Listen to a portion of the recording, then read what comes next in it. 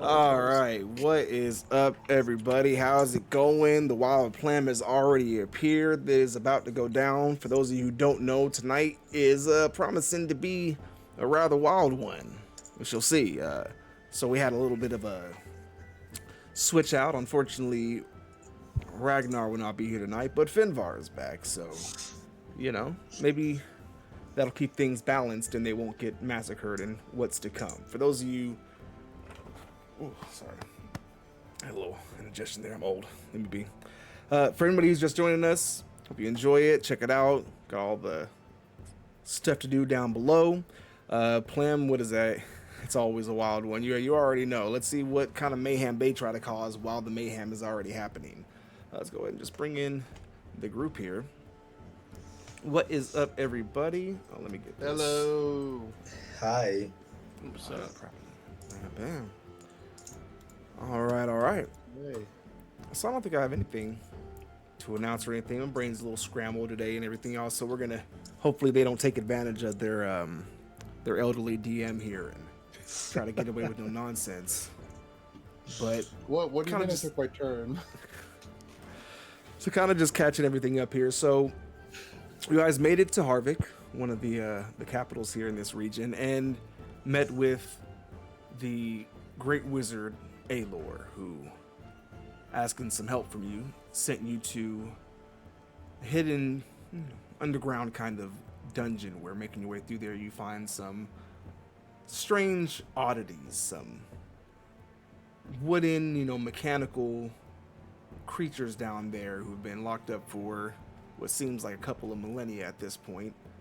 Some of them a little more peculiar than the others, but diving deeper and deeper in, eventually you guys have come down to a chamber here.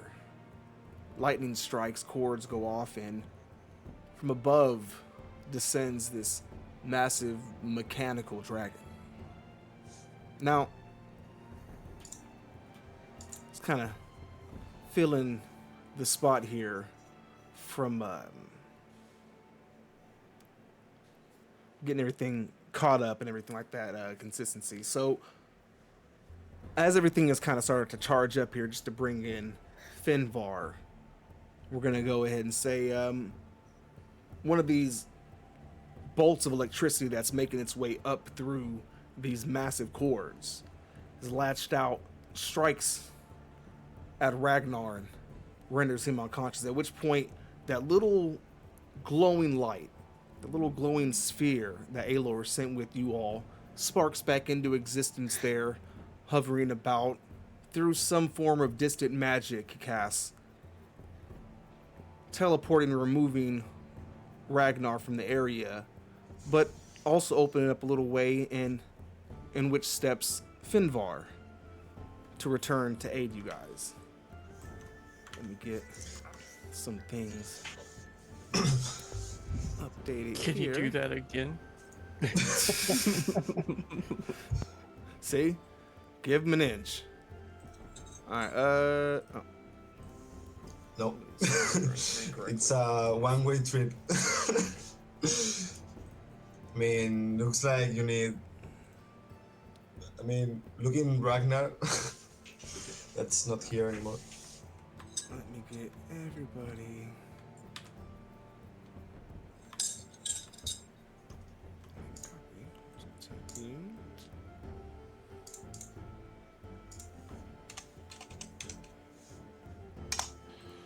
Finvar, good to see you again. Where have you been?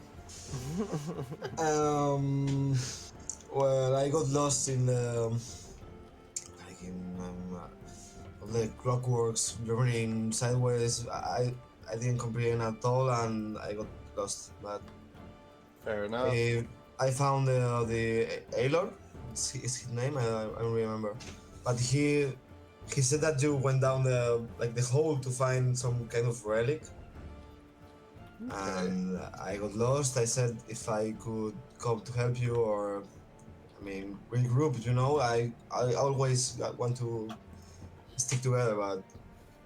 Well, hey, And he said yeah. He said yes, and he teleported me up, down here. But I don't know why he took Ragnar.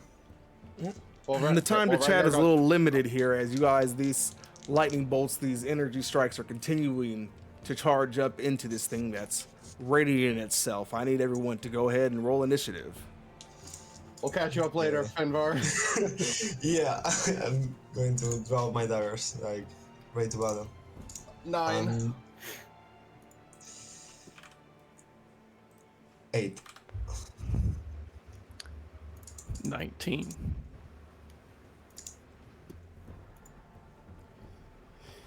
Not great. 1 second.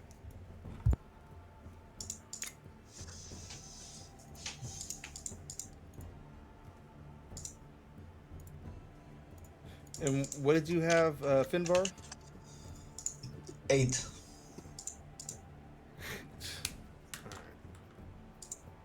me 1 second. Gotta fix something.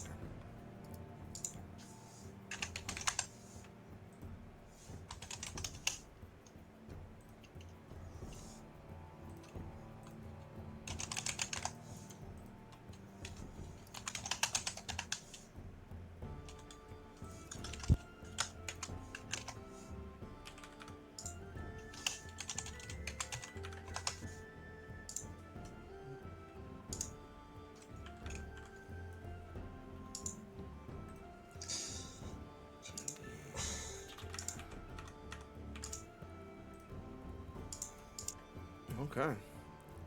And with that, let's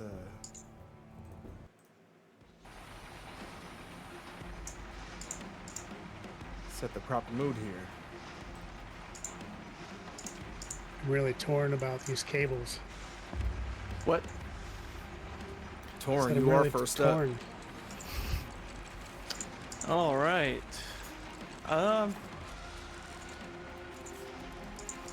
So I'm gonna hop on the broom.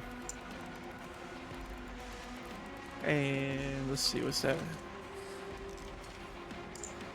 What's the movement on? What's the distance on that? Is it 50 feet? Yeah. So I am going to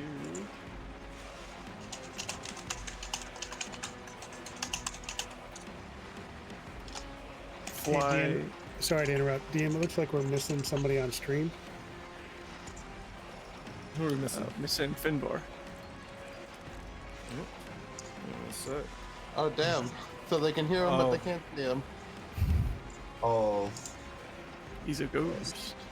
All right, there we go. And I cannot see the, like, roll 20. The guy in line or something.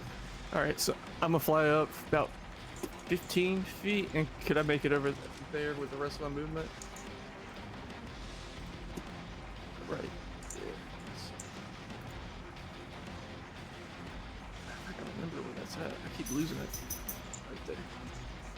Okay. So I'm up 15 feet, and I'm over here. And then I'm gonna pull that Smith and Plimolin and take Wait, I'm at the fire. Yay. 2 shots. First one is gonna be with goading. As a 25 to hit. Awesome. Okay. And that is 25 does hit. Oh, it rolled off at 8. So that's 7 piercing. And then 1d8. That's 8, so that's a total of 15. And he has to make a DC 15 wisdom save. 15 wisdom. Yes.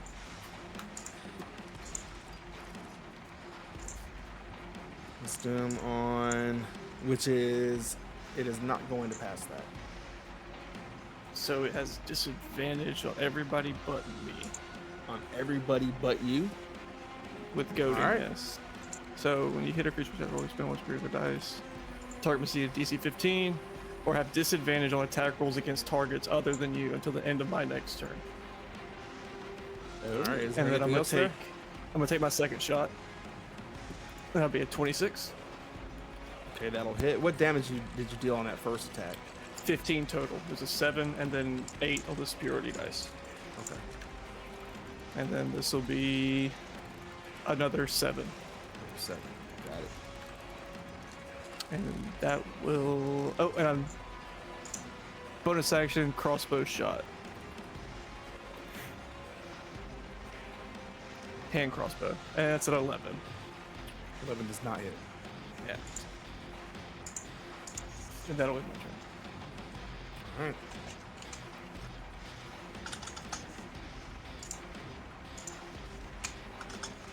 And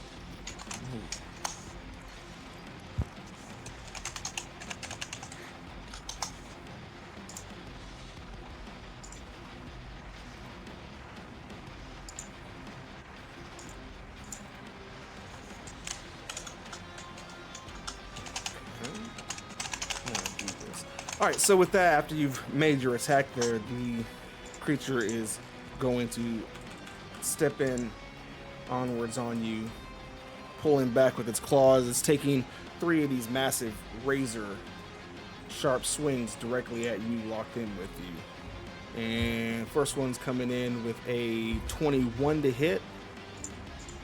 Yeah, that hits. Does that mean the dragon's flying now? So at this point, oh, that's right, 'cause you did fly up. You're what, 15 feet off the ground? 15 feet, yeah.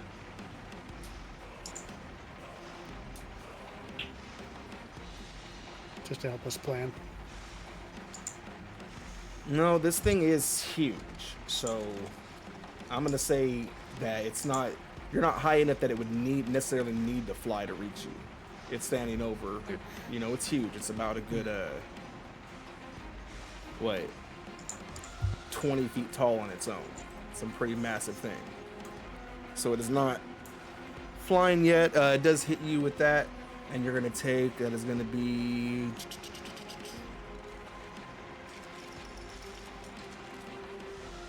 8 slashing damage, plus 3 lightning damage. Along with it, another slash. That one coming in with a 26 to hit, dealing an additional 5 slashing and 2 lightning.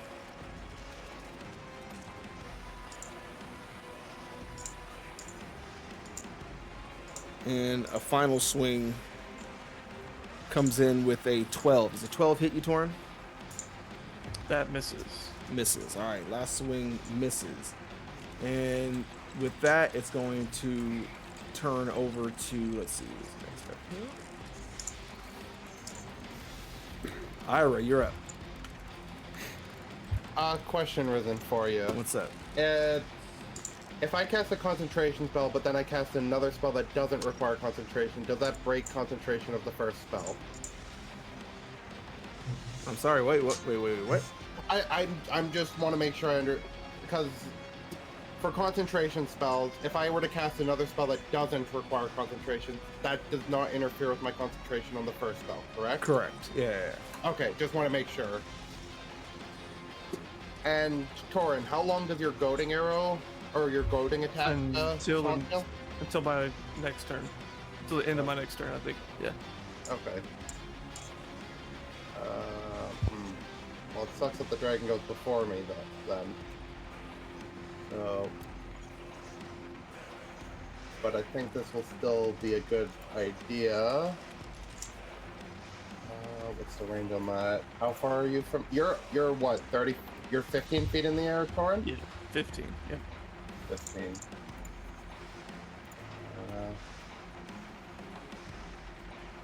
How close would I have to get him within 30 feet of me then, Risen? Within 30 feet of you? To get who? Torin. To get Torin within 30 feet of you? Yeah. Keep in mind, you guys, you know, it's a D&D, it's technically non-Euclidean, so if you're within 30 feet left to right, up to down or whatever, then it still counts as 30 feet. Okay, sounds good. Just want to double check. Yeah, like certain things between enemies and yourself, I may calculate some kind of height. If you're like, I fly high enough to where he can't reach me, then I'll consider that. But other than that, it's all non-Euclidean, so, you know. Sounds good then. So I'm gonna move to within 30 feet away from Torin. And I am going to cast Sanctuary on Torin. For my bonus action, which will be my concentration. Wait, is it concentration? No, it's not concentration. Oh, okay. Okay. Yep. And then for my action, I am going to cast Starry Wisp, which is a cantrip, onto the dragon. All right. And we're gonna roll that. 24. 24 will hit. All right, and that's 2d8 damage, which we are going to get 10 damage. 10 radiant damage. Radiant damage. All right. And that is my turn. All right. And with that, using a legendary action, you can see Jolt start moving. First one from the top corner here sends a jolt of electricity into the dragon, who stops, tilts its head back, and opens its mouth. From that, moving on to Finvar, you're up. Okay.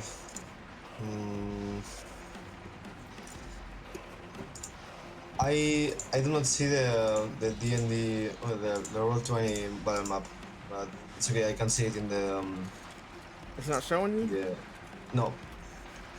But Let's see. I'm going to walk near Jasper while going to the head first into the dragon. I don't care what he charged with the breath. And I'm going to touch him in the shoulder as I go by to Jasper, like saying, "Come on, we're the front line, no?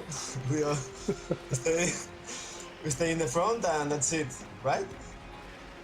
As he does that, using my newly acquired or recently acquired Warcaster feat, I'm going to use my reaction to cast Jump on Finvar. Okay. Then All right, so seeing Finvar he got hops. Didn't say something, so you just cast it on me, jump, and that's it, no? Just jump. So I'll draw my daggers and jump to the ground. It's flying 50 feet in the air, right? I think it's on the ground. It's on the ground. Yeah, it's on the Okay. ground. Because it has it's really big. it can Okay, kinda fly okay, everything. yeah. I So think I'm you'll going have- to jump above him and hit him with my daggers.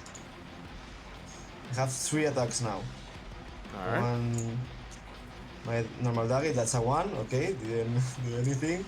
My dagger just simply breaks, facing this dragon, and I'm going to use down the dagger spear, which is at 21. Does it 21 will hit. Okay, so I'm going to hit my third attack with my bonus action with the same dagger. What was the damage on that last attack? Okay, I didn't roll the damage, not 20. And I'm going to roll the normal one, which is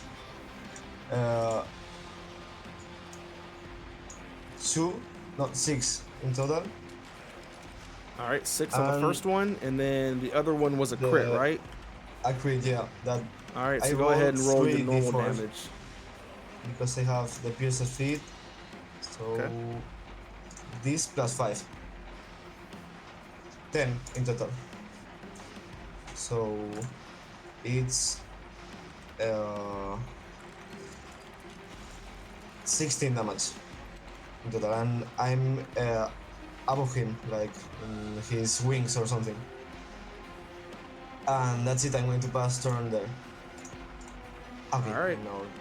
And with that, the end of your turn there, another legendary action, another jolt of electricity from another cable runs into the mechanical creature. Electricity starts to gather in its mouth there. Moving on. Jasper, you're up. Can you tell me? I can't see where Finvar is on the map. So can you tell me or ping where he might be? I'm below the Finvar ground. is No. Got it. Oh, yeah, there it goes. Like I'm above him, but in 28 below. Okay. So Right, you got advantage on your next attack as well, or your next roll there as well, Jasper. if I attack this creature, I think I'm gonna save that for Torin. Because what I'm gonna do is, from where I'm standing, I don't like these cables, so I'm gonna try to true strike the cable right next, well, 10 feet away from me using my, and I don't want to hit it with my weapon, my hand-to-hand weapon, because I think it might shock me, so I'm going to shoot it with my crossbow from where I'm at, so. And I'm going to change the damage to radiant to try to strike this. And which one are you firing at? That one? The one right next to me? All right, go for it. It's all right.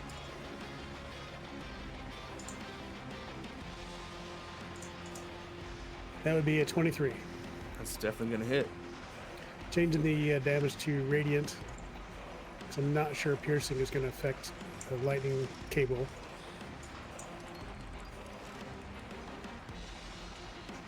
Unfortunately, that's the minimum damage, so that's 6 points of damage.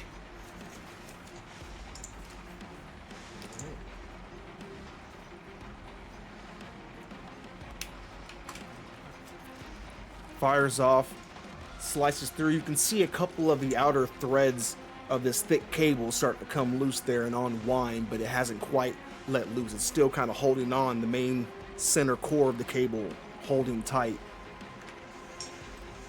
And then I'll just move here. I'm going to move across to the far side to make sure that I'm... Oops.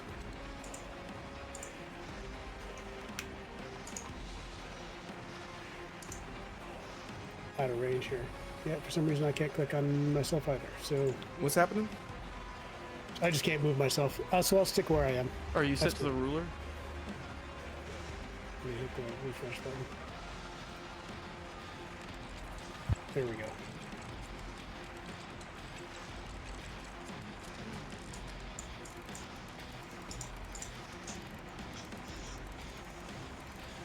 Just moving across the way. All right. That's it. Thanks. All right. With that, takes another charge and jolt towards itself with another cable there.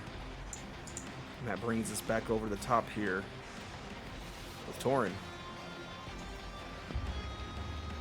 At this point, it is sitting there, head locked in, tilted back, just a almost blinding ball of electricity gathered in its maw. Okay. So I will. Yeah, I think it's time. I'm gonna shoot towards. Just a reminder, Torin, before you do an attack, you do have Sanctuary on you if you want to move away. He can still swing at me though. Just has to make a wisdom save. Yeah, oh, that's true. It was just an idea. And DM, what's the last cable that hasn't charged up the dragon? Because 3 of them have, right? 3 of them have. The one that you dealt damage to is the only one that hasn't sent a jolt to him. Okay, thanks. Then I am going to take first shot over to that cable for a natural 20 for a 30. Nice. That will obviously hit. And let's see, critical damage. I see you there, Plim put in for Lowest mysterious drifter damage. there as well. So that's 12 piercing. No, so it's hold on, 1d10 plus your 5, and it was a crit there, so that's going to be plus 10. So it's going to be 16 piercing that you dealt 16. off That's right, on yeah, that shot. I forgot about that. 16. All right, so 16 at the same time. Dropping from out of the darkness above there.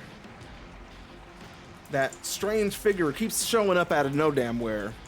Drops down, stabbing wildly at this thing's head as much as it can before getting shook off for a second and kind of just, again, poofing out of existence, but before doing so,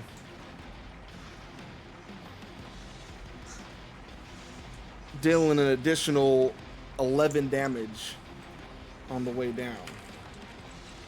Nice. Is that All cable right. still standing? After that shot? That shot there, give me one second. And you're shooting at the same one that he shot for, right? Yes.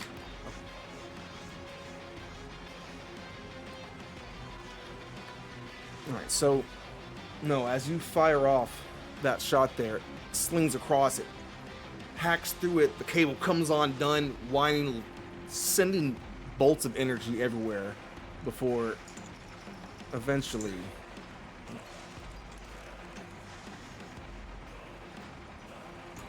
being left lying, sparking on the floor there, but that section no longer sending energy to the creature. Nice. Nice work. Take my second shot at the other cable to my right. All right, go for it. That is a 21 to hit. 21 hits.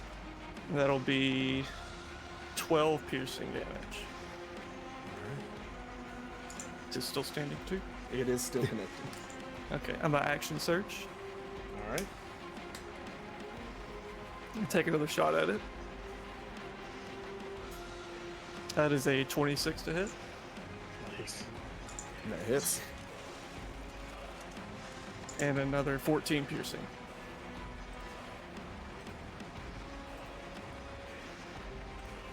This is just That, like the other, is then left coiled on the ground there. Little jolts of electricity coming off of it as well. yeah.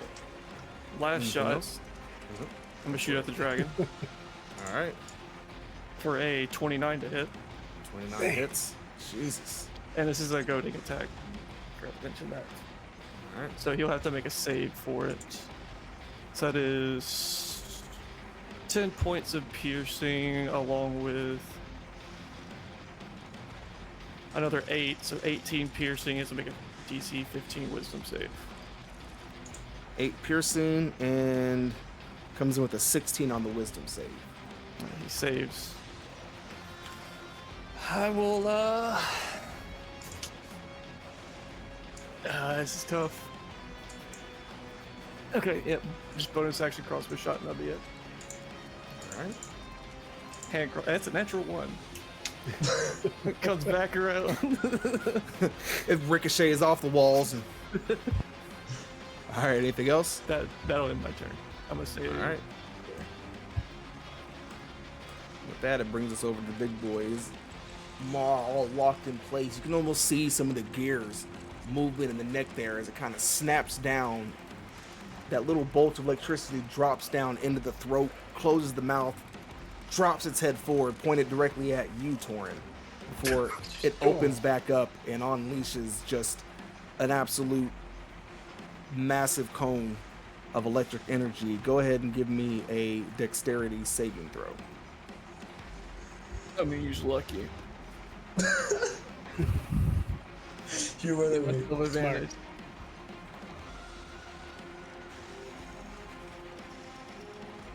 18. Thank goodness for the advantage, because I rolled a 6. I have a feeling it's still not enough, though.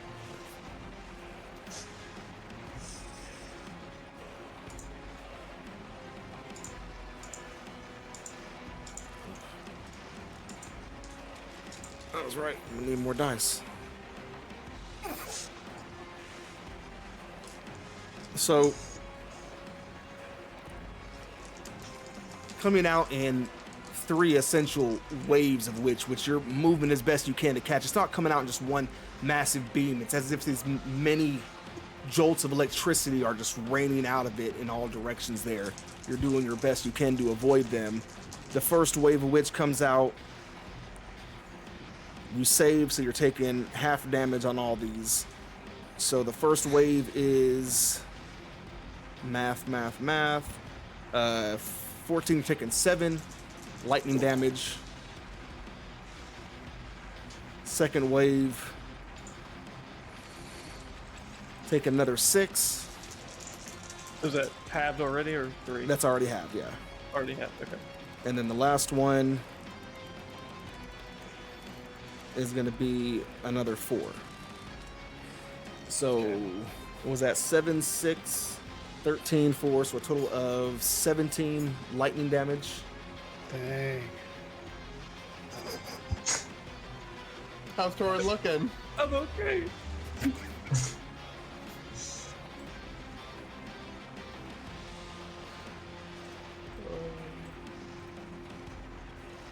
And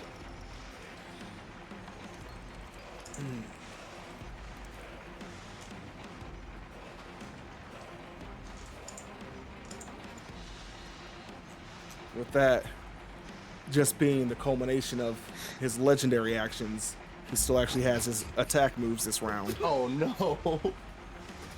He has to make wisdom saves, right? Wisdom saves. Well, he's still coming after you. Yeah, that's fine. That's fine. So first one coming in with a 26, which I'm pretty sure is going to hit. It is. And that's going to do 5 slashing, 6 lightning. Is that with the... He made the save on the sanctuary? What does it even do? Sanctuary would have worn out once you attacked, Torin. Oh, okay. Oh. Yeah. Good to That's know. why I was So saying what you was should that have again? moved. Sorry. That was 5 slashing, 6 lightning. All right, next one comes in with a 14. Does 14 hit? It does not. It does not. And last slash comes in, 22 is going to hit. And that's going to be Yeah. 3 slashing and another 3 lightning. Oh, Yeah, shit. that'll do me in. I had 1 hit point left on the first hit. Oh no. Unconscious, 15 feet in the air on a broom. Oh, you're in the air? Torin, no.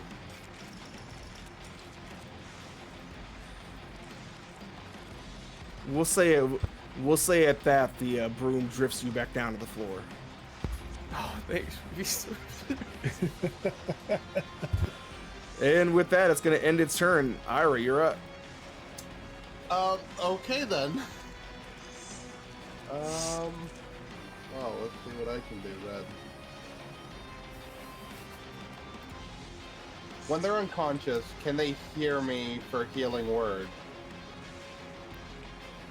Yeah. Yeah, okay. Then... Oh god, Torin, you're in such a bad spot too. Because I feel like I heal you, it's just gonna attack you again.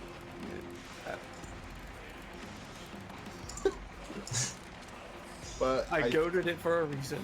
I still think it's better to bring you back up than to leave you down. Somebody So- had to do it. I am going to cast Healing Word at 2nd level on Torin, which has a range of 60 feet, which I should be within. Okay. Yep. So I am going...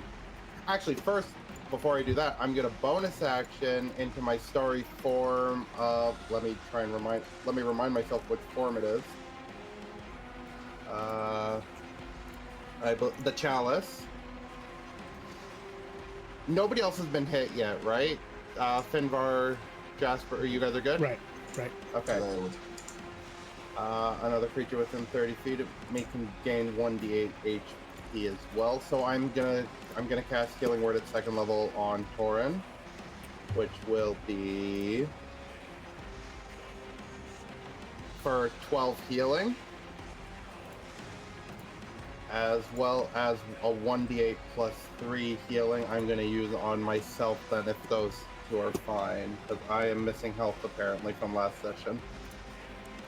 All right, so then you're back up, Torin. You are prone. And I rolled a max 8 for my healing for myself, which brings me back to full HP. Nice. Someone's doing okay. All right. I'm doing my best here to keep him up, and that's all I can do. All right, and then with that, as you end your turn there, well, first off, let me check one thing. Jolt of electricity does go through, though he doesn't take that same stance. When it strikes in there, seems to be fusing some parts back together. And with that,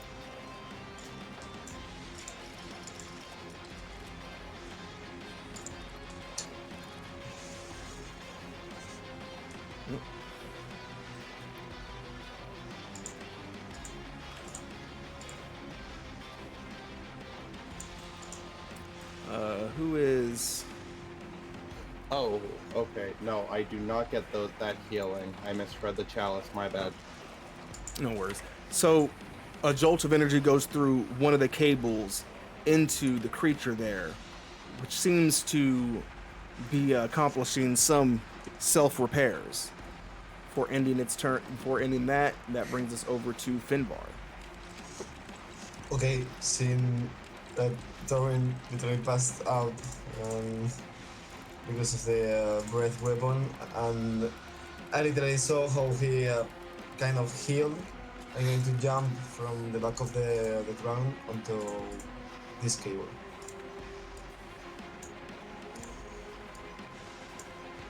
Here. And You're jumping could onto the do- cable? yeah, he could do legendary, opportunity attack, but I don't care. Do it if you want. Okay. So, first off, he's going to take that legendary, or that, not legendary, but that reaction swing on you. You were right by him, weren't you? I was up, up his back. Yeah, you're right over there on his back. Okay. So, you are going to be taking 4 slashing, or excuse me, it was a 20, what's that, 23 to hit, which I'm sure hits. You take Okay, 4 slashing, 5 lightning. I'm going to use one of my lucky points to give you disadvantage on the attack. Okay. Rolled another 23, so same difference. Still going to be 4 slashing, 5 lightning. Okay. And then what are you doing at the cable? You're right by the cable now. You're at the cable. The cable's like Five. just ahead of you there. Okay. What is it you're doing there? And I'm going to, firstly with my bonus action, I'm going to cast Divine Favor, adding on my attacks 1d4 of radiant damage. And I'm going to swing at the cable with my Dagger Spear twice, because I don't have my dagger, I broke it. So Okay. first one, it's a 13 to hit. Does it hit? 13 does not hit. It hits, it strikes, it doesn't pierce through these kind of odd rubberized cables there. Okay, so I'm going to use another lucky point to give myself advantage Okay. because I'm worried. So another one. Okay, that's 25 to hit. 25 will hit. And it's this, which is 6 plus 1d4 for the divine damage. For a total of 10 damage with my first swing with dagger. And Okay. seeing that the one You slice part of the way through it. Give me a dexterity save. Okay.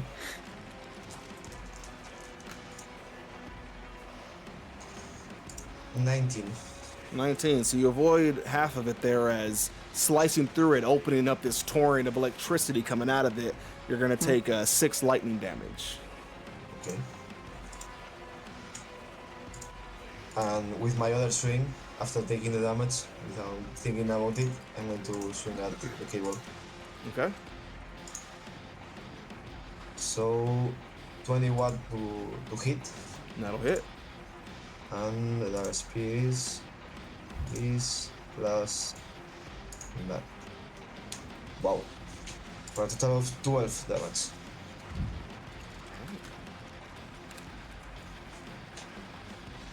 All right.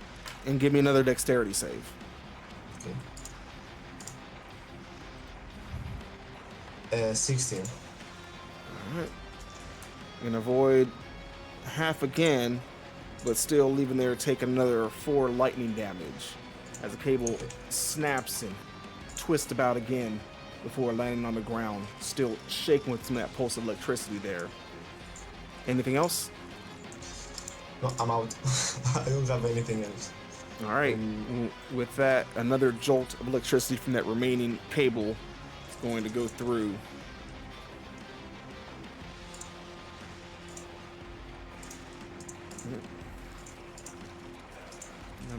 Numbers.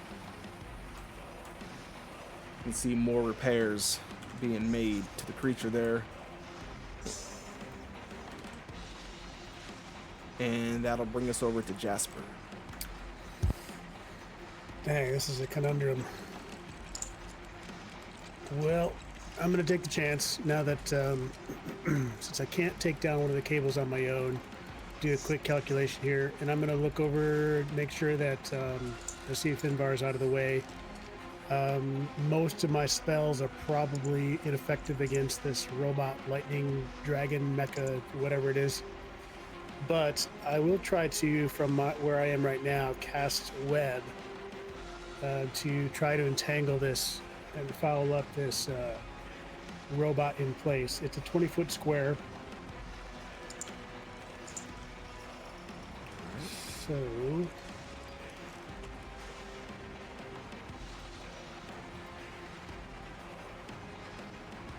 So basically from here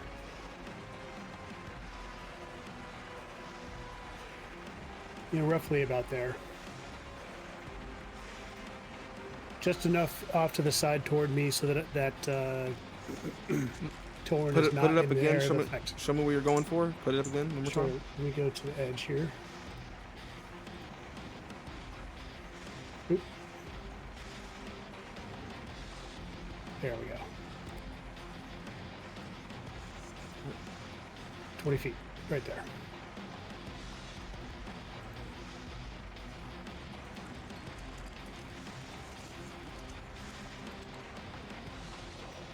Or even like that. All right, that's not working. Well, I can see where it is. You got it. Okay.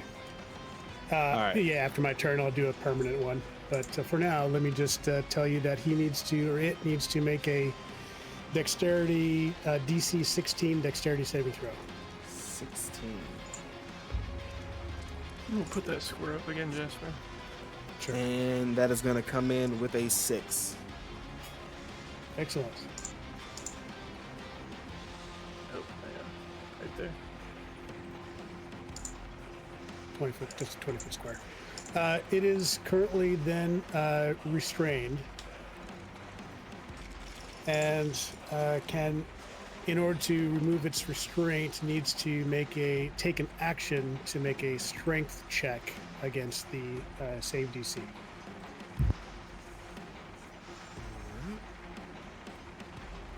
The restrained condition means that its speed is 0. Attack rolls against it have advantage, and its attack rolls have disadvantage. And it also has disadvantage on dexterity saving throws. All right. Sounds good. So everybody, if you attack it, you'll get advantage. And I'm going to move, just in case it breaks out. I'm going to move closer to it, skirting the web.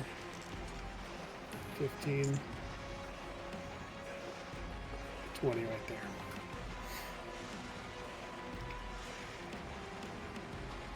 And that'll conclude my turn. All All right, and with that legendary action, let me check one thing here. Ooh. With that jolt of electricity goes through it, it knocks its head back and opens up, and that'll bring us back to the top here, Torrent. Question: am I still considered on the broom? Because if half my movement is 25, if I'm on the broom, if it's not, then I'm 15. I mean, it's still gonna call you're more or less on the ground. You got the broom kind of, maybe you're still clenched onto it, but you know, it's still gonna take you that 15 feet to get you back to your feet. Okay, I'll get a. And so I guess I have 15 more feet, or do I have? What's the total distance that the broom can go in a turn? It is 50 feet. 50 feet. So then you have 35 feet remaining. Okay, perfect. So I'm gonna stand up. And I'm gonna run like a little girl. 5, 10, 15, 20, 25, 35, right there. So I basically went, I went down. Liv is gonna take its reaction swing, but disadvantage. I was going to bonus action disengage with my superiority dice. All right, for sure. Let's see. So I'm gonna spend that, and I get 1d8 to add to my AC. Okay. Which is 4, so my AC is now 20. And then I'll take 2 shots with Smith and Plemons. First one. Yeah, let's do it. I'm gonna add lucky to it, make it advantage.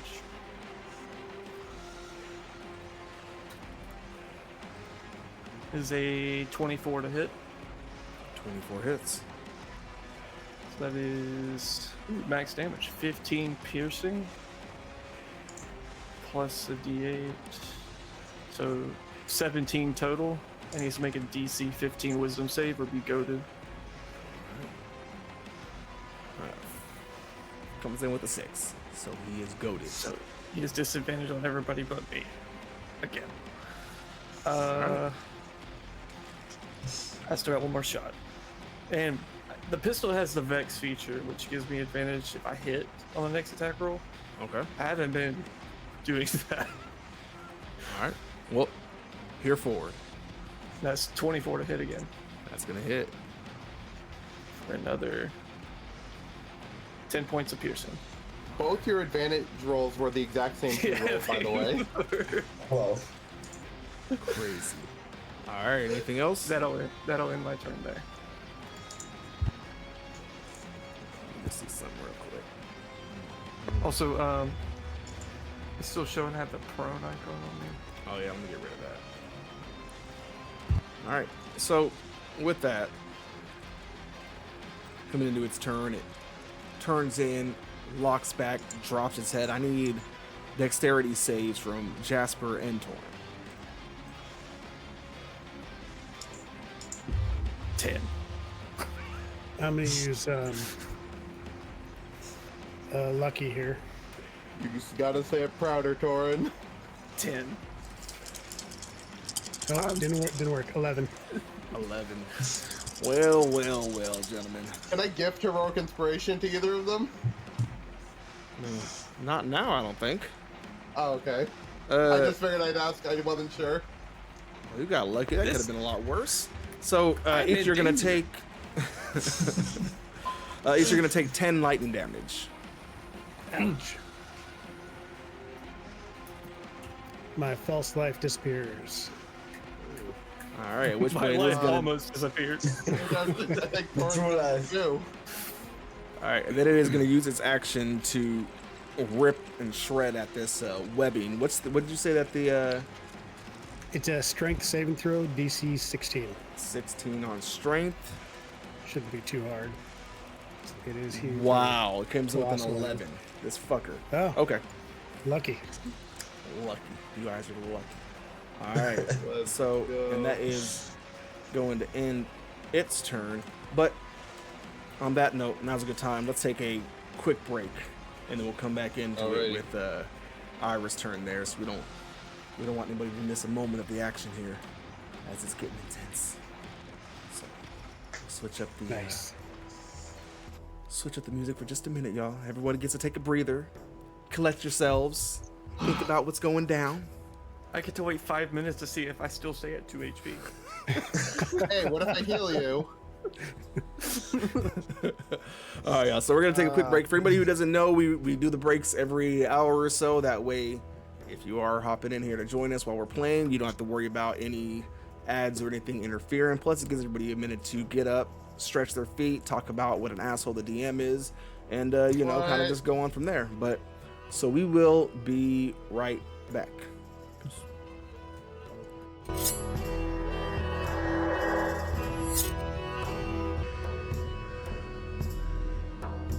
Yes, wealthy wolf Ragnar would have already gone down by now.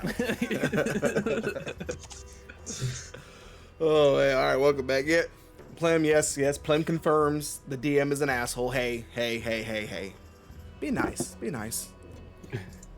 I try, y'all, I try. Not to be an asshole, but, you know, just to show everybody a good time and the errors of your ways and why punishment is necessary. But yeah, and then, yeah, Wealthy Ragnar would have already gone down by now. You never know. I don't know. It's been a while. Like, those first few sessions, sure, Ragnar had a tough go of it. But since then, so far, when was the last time Ragnar went down? I think fighting the fish people. I thought, to be fair, that was only like 2 quests ago. So, like 2 or 3 quests ago. So, you know, that wasn't that long ago. that wasn't that long ago. That was like, well, like session 6 or 7 or something. Well, Right. Ragnar is We'll have to no try- longer the only one that has gone down now. That's true. Oh, But so far, no What? deaths. Crazy. I don't think Ragnar was the only one to have gone down even then. No deaths at all. That's good though, right? Yeah. We consider that good, don't we? Hey, 15 sessions. Ira's lived a good life. Thorin's cousin's out there somewhere. Somewhere doing something. Yeah, right. Right now, he's just on his farm whittling, waiting for Thorin to die. for purpose to be thrust upon him. All right, so Oh, let's God. get back into it. Where are all my buttons with the fun sounds? There we go. There we go. Let's get back to the action, y'all. And that brings us, we are on Ira, starting off this round here. All right. So, using a portent die from Jasper for a 20, a natural 20, so a crit. I had a dream. Uh-oh. A blazing white light poured forth from Ira and struck some monstrous creature we were fighting. Struck its heart. Nice. And I will be using that to upcast the 3rd level guiding bolt. So let's see how much damage we get out of that. Yep, so my portent 20 die is used. All right. So that is 23 on top of 36. So 59 for the crit. Whoa, hold on. Rewind. Hold on. You did a what now? 6d6 and rolled a 23 on top of the 36. That is a correct calculation because of my evil critical strikes here. Oh, wow. So what's somebody math for me. Hey, Chad, what's 59. 23 plus 36? 59. So close. Sending that across there, that jolt of that radiant energy cracks into him and absolutely just seems to actually burst through the chest section, the outer shell right there, going through these metallic rib cages and on the inside before exploding within and bursting all outward. You can actually see its chest there. At this point, bolts of electricity are shooting out from that chest area where you can see some kind of glowing orb within the chest where the heart should be. It's not fully down, it's still moving, but that was a horribly destructive attack. Do you have anything else you plan to do to this poor creature, Ira? That is all Ira can do. All right, well, with that ending there, first off, let me check. No recharge on that, but it is going to send a jolt through and get a little bit of repairs done there. Good lord. Vicious. Y'all are vicious. I give you guys such fun things to play with, and all you do is try to break it. That's insane. That's insane. Well, you gotta break in the new toys so that they can take it. Hey, blame Guiding Bolt. That is a broken spell. That was- Because now the next attack has advantage. That was brutal. Brutal right there. Whew. All right. All right. And with that, it'll bring us over to Finvar. I mean, I maybe have a change of plans because shit, I didn't expect It will that. regenerate. Yeah, I guess, but Prima is on Bloodlust. He saw Aradiel launch such a massive spell that he has to attack the dragon. I don't. The cable can wait. So I'm going to jump from the thing where I'm at the cable, and I'm going to jump again above the dragon to hit him, his neck or something. Into the web, All right. or the edge of the web. Well, I could attack him in the edge around. Whatever, I don't care. So Finvar be doing shit. Do it. Let's go. I don't care. Y'all got me in it. I'm jamming out. I'm ready for you guys to cause some more chaos. Let's go.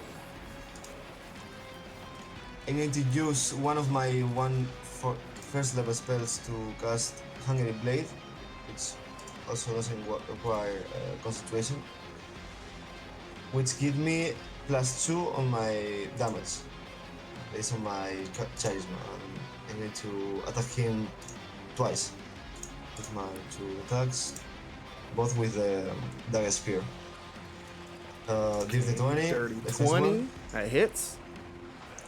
and that's going to be this +2, which is 11 plus this. Wow, max damage. 15 damage the first. And 15. So hold on real quick. So as you go over and deliver that nasty strike there, it slices right across that chest, the section that was still remaining in place, and that opens up a whole outer layer of this thing.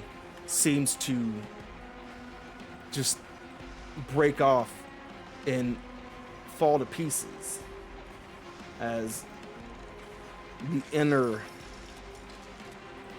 shell of the creature.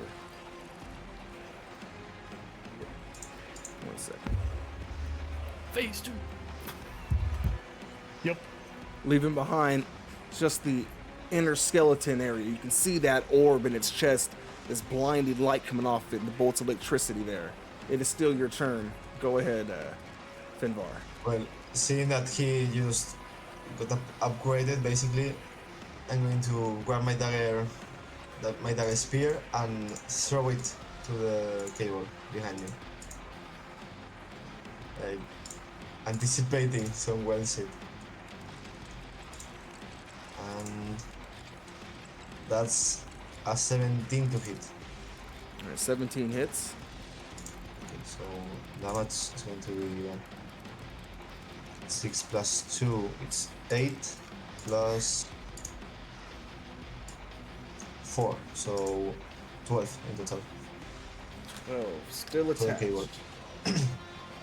And the dagger is going to return to my hand, and I Alright. finish there in front of the dragon. Okay. Is that it for your attack? Is there anything else? No, that's it. That's all. All right. I use my bonus action to cast the spell. All right. And with this, on its legendary action there, this thing locked itself into place similar to before, though the wings spreading entirely wide out as it takes just a wide stance there, charging up energy. Jasper, you're up. Well, shucks. it's still, since it lost, just a quick question, since it lost its exoskeleton, is it still restrained? It is still restrained. It's still within your webbing there, so Okay. it's still applying to everything there. Just those outer pieces are just hanging off of the web surrounding it. That's on the inside. It is starting to heat up. So there's electricity that seems to be, as to where it was pulling it mainly from these cables before. At this point, it seems to be generating it itself from that core in its chest as it's charging up. Okay. Well, I'm just going to risk a opportunity attack because it has disadvantage moving away.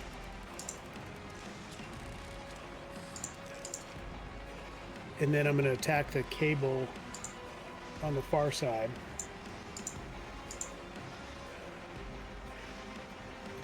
With another true strike. All right.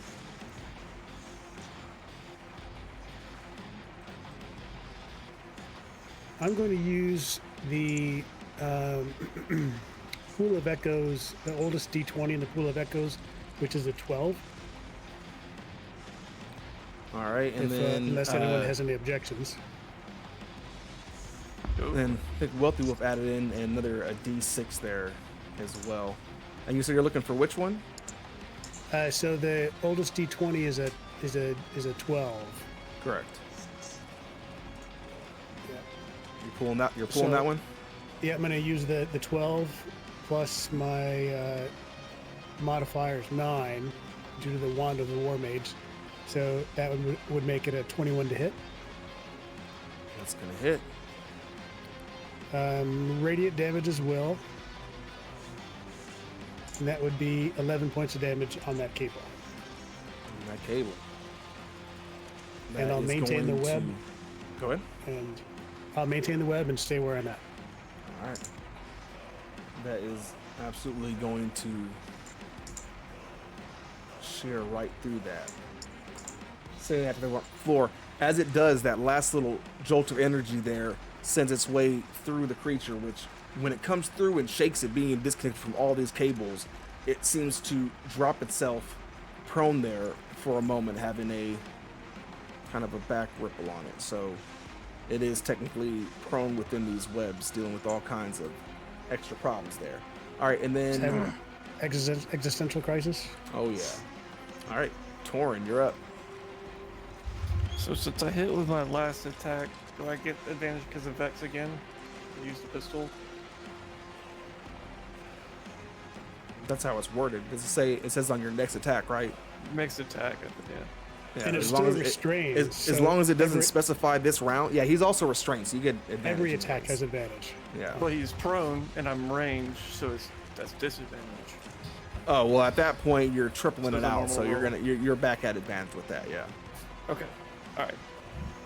Then I will take Also, two. I wouldn't count that anyways because it is a huge creature. Okay, cool. So I will take 2 shots with pistol. That is a 26 to hit Nice. It hits. for a total of 12 damage. And then I will take the second shot with advantage. That is a 20 to hit. Hits. And I'm going to take that D10 out of the Pool of Echoes first. That's the 7 plus 5, so that's 12 piercing damage. So how much damage are you doing there total? So taking that D10, that's 7 plus 5, so 12.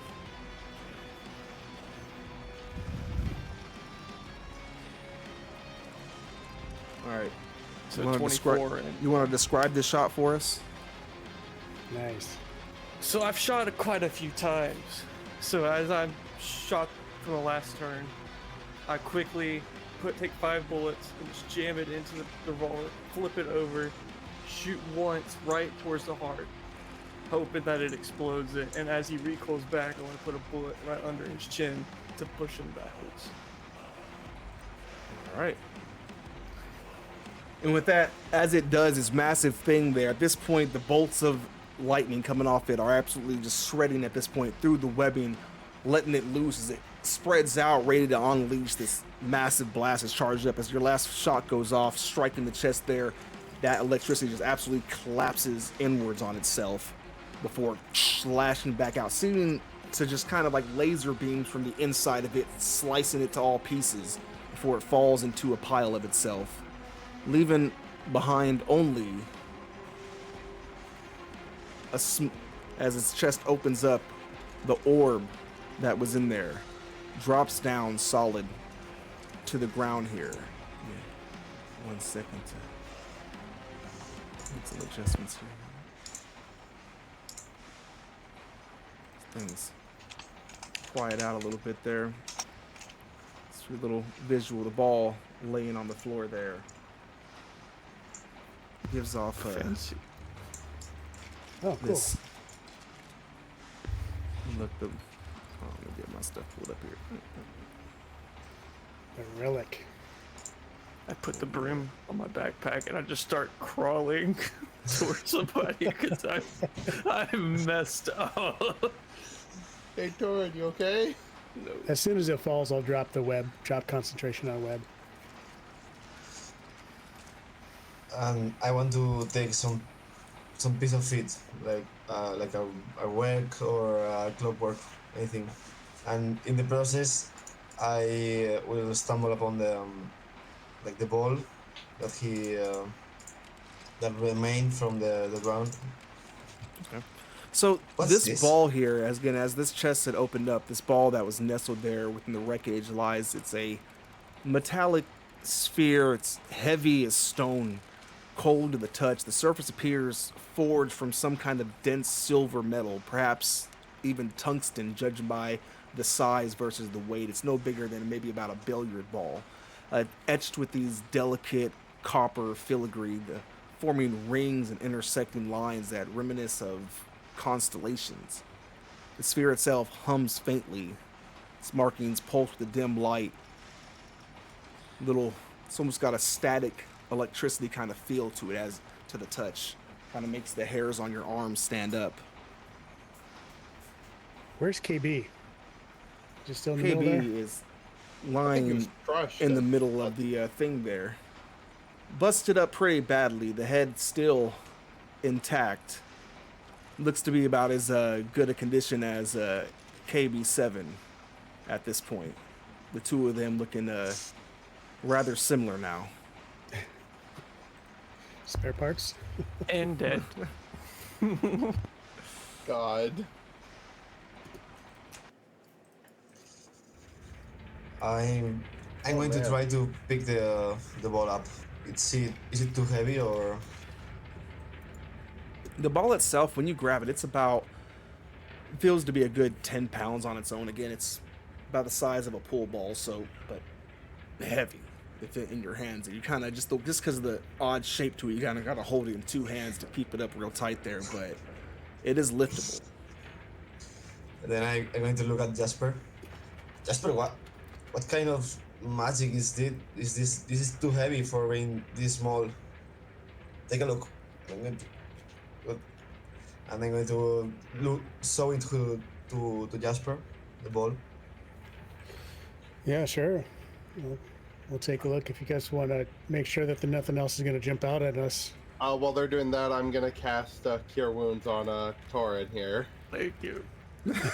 I'm still crawling. I will walk up and I will put my hands on you and cast Cure Wounds at the Thank you. second level. So that is going to heal you for another 15. Oh, that's nice.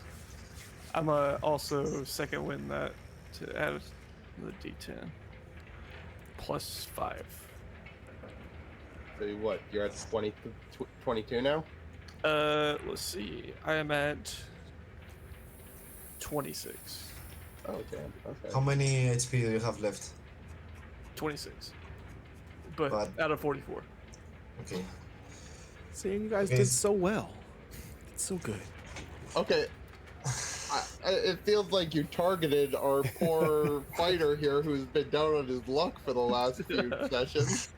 I mean, did I target him, or was he the obvious thing that kept on getting up in his face and attacking the giant damn monster? Yeah. Okay, I fair made enough. myself You a did keep target. using I goading. goaded him 3 times. My justification there is that, I mean, it's kind of a robot, so its obvious programming was attack that thing that hit me last.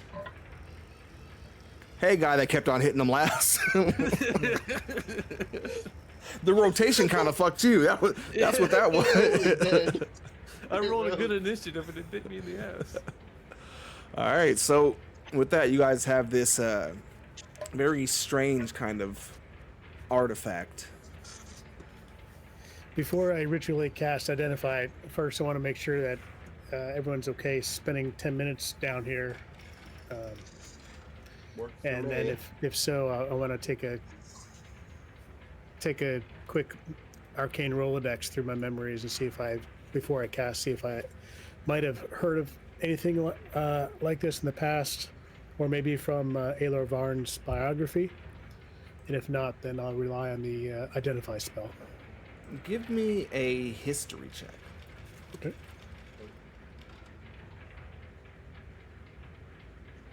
Not great. 12. 12. And there's something familiar about the patterns on this thing, but it's not entirely, doesn't immediately come to your mind. You can't quite place your finger on it. Sure. Well, I'll sit down. While others poke through the ruins, poke around the room, I'll sit down for 10 minutes. Can I? What's everybody else doing? See if I can grab some of these cables, stash them, and maybe even try to use some to at least jolt some energy back into KV-13. Give me a survival check. Yeah. Could I help him with the survival check? Actually, survival. Let me see something. Oh, Might be maybe good. not. Might be a better twist for survival, given what we're doing here. And you know tinkering stuff, right? Yeah. You got some tinkerings going on. Some tinkers. All right, maybe I don't. I'm not needed here.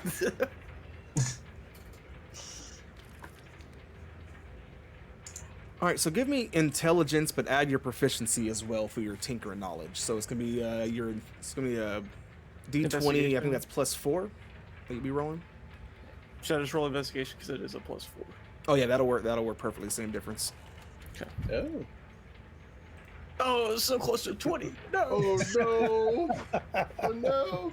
What? That's a 6. So you see some of the wires and cords there, but these aren't just like. Have you ever seen like the inside of like copper wiring and stuff like that? Inside looks like a bunch of smaller wires bound together and everything. It kind of looks like that. And looking over at it, this is kind of beyond your current knowledge of tinkerings, and this is just some point as little jolts of electricity come off of it, and you in your current condition can't really find anywhere to start to recover any wiring off of there. And then aside from that, what were you doing, Finvar? I want to take a look around, like to see if is there any exit. I was teleported here. I don't know where I'm at. So getting you caught up, you would know where you're at. We'll work later on to kind of fill in the time between, but essentially, you will have met with gone to Aelor's tower, the wizard's tower, where a message was left there. The trip, but we are like in the dungeon. I didn't walk in this room, so I'm kind of lost. So. Oh yeah, that's right, because you don't know what's behind you. You know that you. So I'm trying to comprehend where to go to the exit, basically. Okay. So yeah, if you're kind of looking back behind you there's only one actual doorway, and it leads. Open it back up. You can see it leads down a long tunnel with a kind of old archaic elevator at the very end of that tunnel, leading back up towards the Cypherus there. And Ira, what are you doing? I wanted to go up to one of the pillars where the cables came out of and see if I maybe just look into the magics around it. Give me a perception check first off. Perception? Yeah. Okay. Oh, 11. 11. So, kind of going over there and looking down into it, not fully understanding all of what you're seeing, as a lot of this is just very alien to you. But between the gratings of the structure that goes around where those wires were all locked into, you can see in the spacing there goes down all kinds of gears and odd things twisting and turning about. You can barely see some kind of odd little crystals in there giving off these kind of sparks. And then give me your Arcana check as well. Ooh, this is my highest modifier. Somehow. 23. 23. So Druids, man. you can see, like, from those crystals and some things and your knowledge of like natural things, you recognize these crystals are, you know, natural themselves and are known to produce some kind of sparks of electricity. Not anything really sharp. They're more like something that generates like static electricity and stuff like that. But with certain magics, evokers tend to use them to bring on some kind of lightning effects and such like that. But from what you're seeing here, magic isn't really the main anchor point of everything. It's as much mechanical as anything, and the magic seems to be more like little spark plugs, little things here added in, but it's all mainly mechanical and kind of beyond your knowledge. Huh. All right, and then swinging it back over here, Jasper, taking some time there and going over this item here. What you have, you identify it. The knowledge comes into your mind there. This is the name that was at some point given to it many millennia ago, was the Sphere of the Sexton. It's a magical device, has some kind of some sort of divination magics tied to it, and it's used to locate not just one thing but multiple somethings, but you're not entirely sure on what those somethings are. It's almost a kind of pathfinder, implying that this may be the object in which you all were here to locate, what Alor was searching for. To find the Soul Forged. Got it. And with this, as everything is going down, you've reclaimed everything. Another moment of looking around this area here. You can see along the top edges of this circular room there, more of these murals. These ones continuing some of the story there that you were seeing with the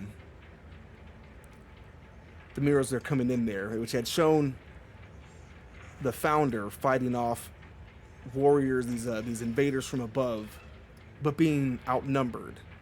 These ones depict in their own ways just different means of which it looks like the founder had started to turn to, different experimentations and such, starting here with these kind of puppet soldiers that didn't seem to work out.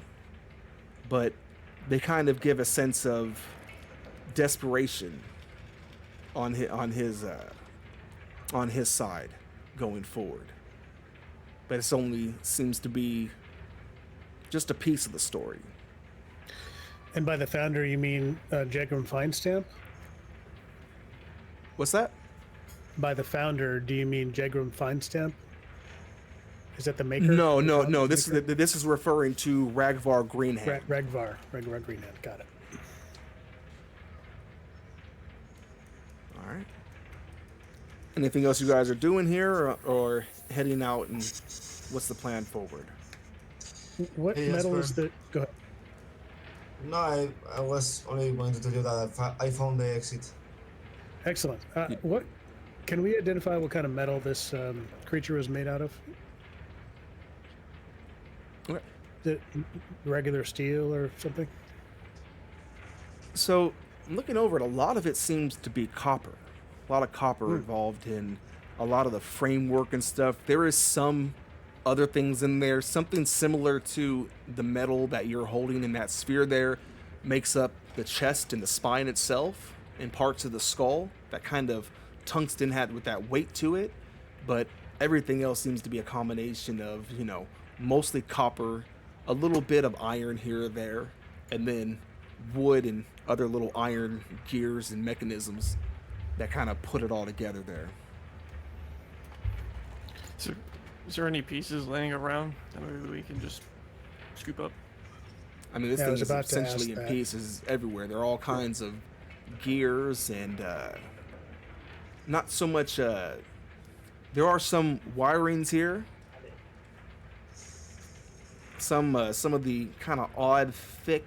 It seems like it's almost like treated, like oiled canvas or something that was making up the webbing between the wings there, but not quite. It's almost got a rubbery kind of texture to it. It's very thick. What kind of stuff are you guys trying to gather? I'm researching some spells that might be able to make use of these some scraps later on. Let's grab a couple of its claws, stuff them in my pack, Okay. if they're small enough. So the claws themselves, the whole hand of the claw, is near the size of a each claw itself is almost an arm. So Oh, okay. you could probably grab and pick up about one of the actual claws itself, not the full jointed finger, but just one of the claws, which is about the size of a plate. Okay, sounds good. All right. Is there anything that looks like it resembles maybe it could be turned into a chess piece?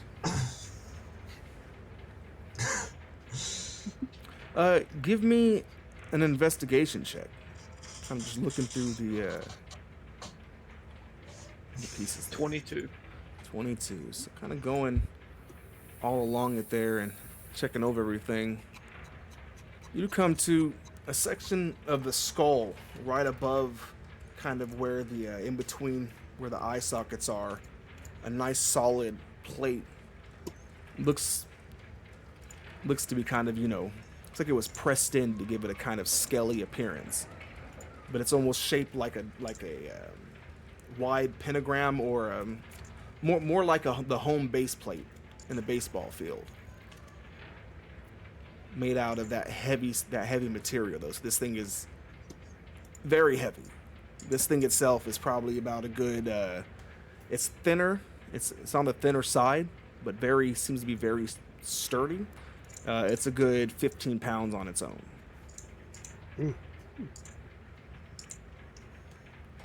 I don't know what you said, but I'm guessing it was over encumbered. Now he's crawling for a whole other reason. I'm Torin, looking- didn't I heal you? Are you all right? Yeah, I'm good. Just KB7 is pretty heavy.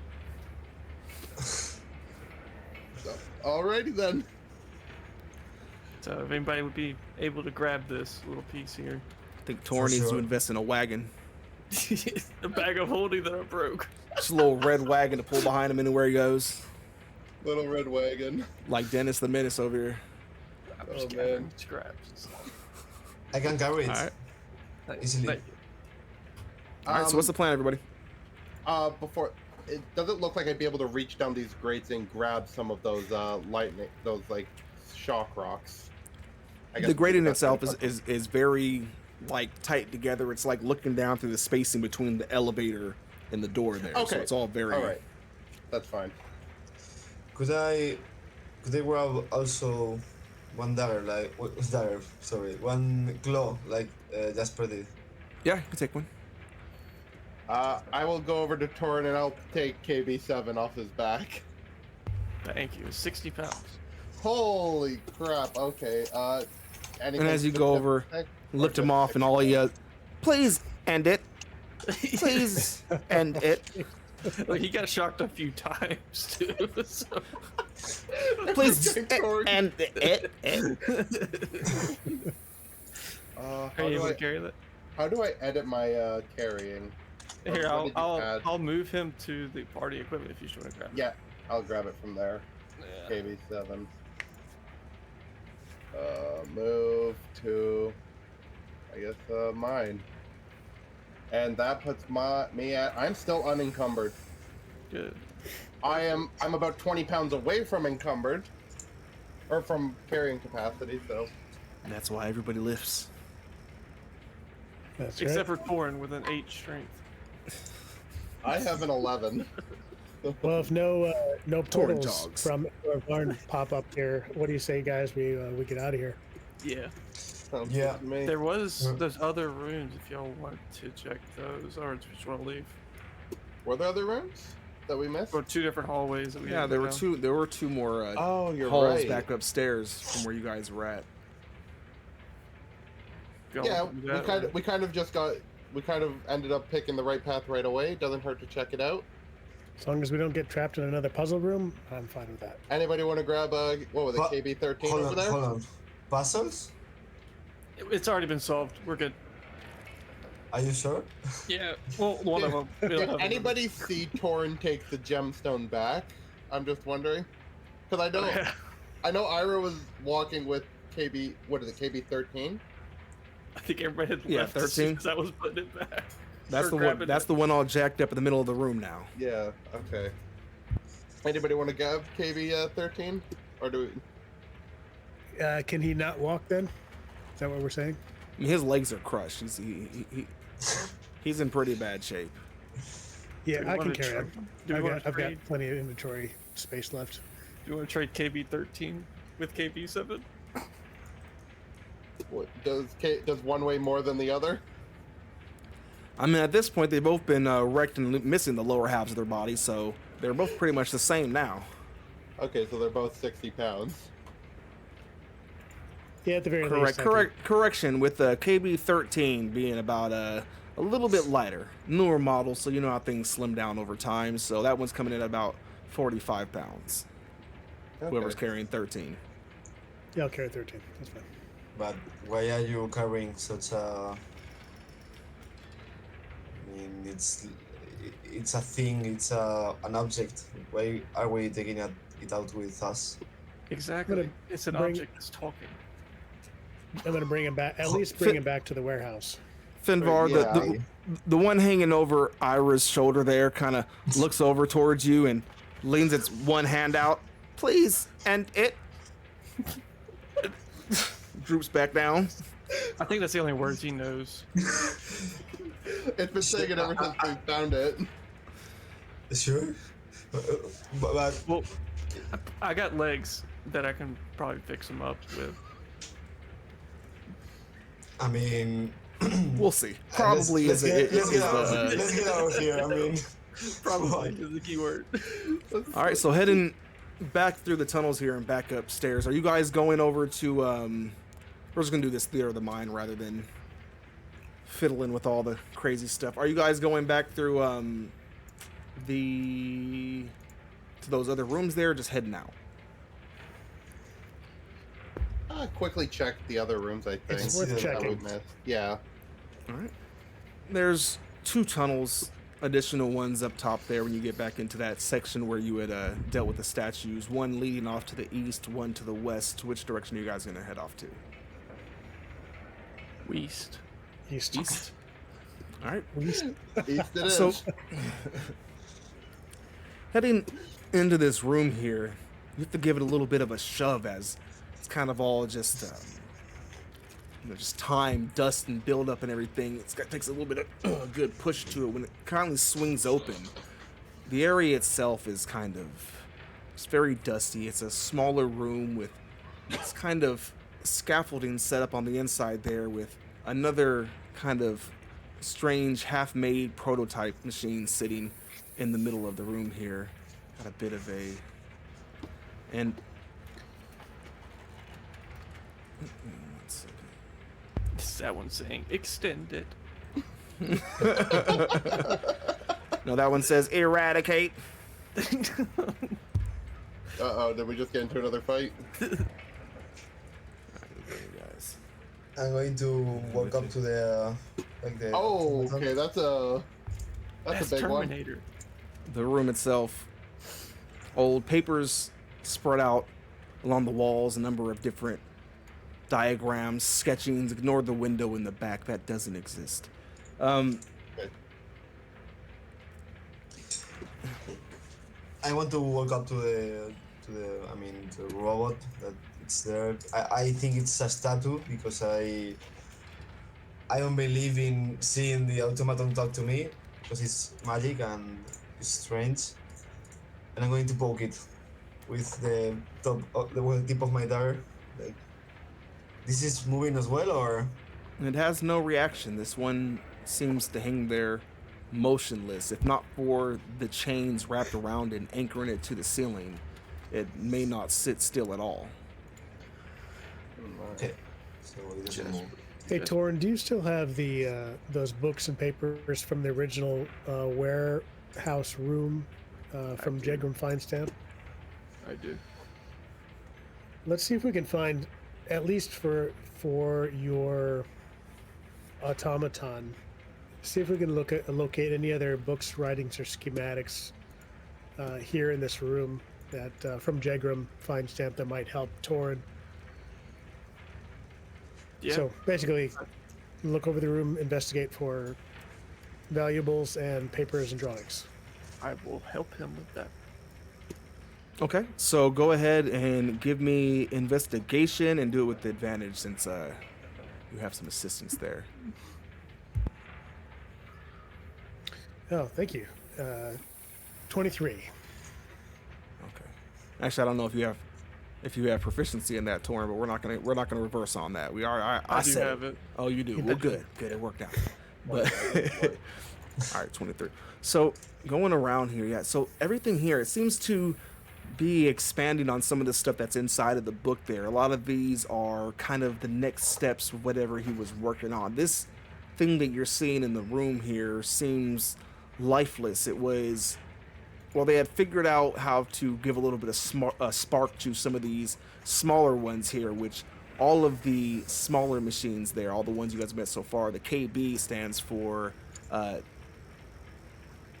kind of interchangeable. It refers to it either as Night Boy with a K, Night, or Nightbot, and kind of referring back and forth, numbering them all the way up. This here is KBXX sitting on the table there, never fully activated.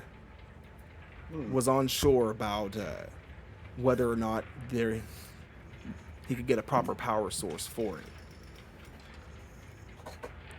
But the schematics on how he built this thing so far, at least up to this point, as it does make quite clear the design is not fully complete. Any tools around here that Torrin could use? Tinker's tools or anything? Or specialty tools? Yeah, so actually, Torrin Feinstamp. one second.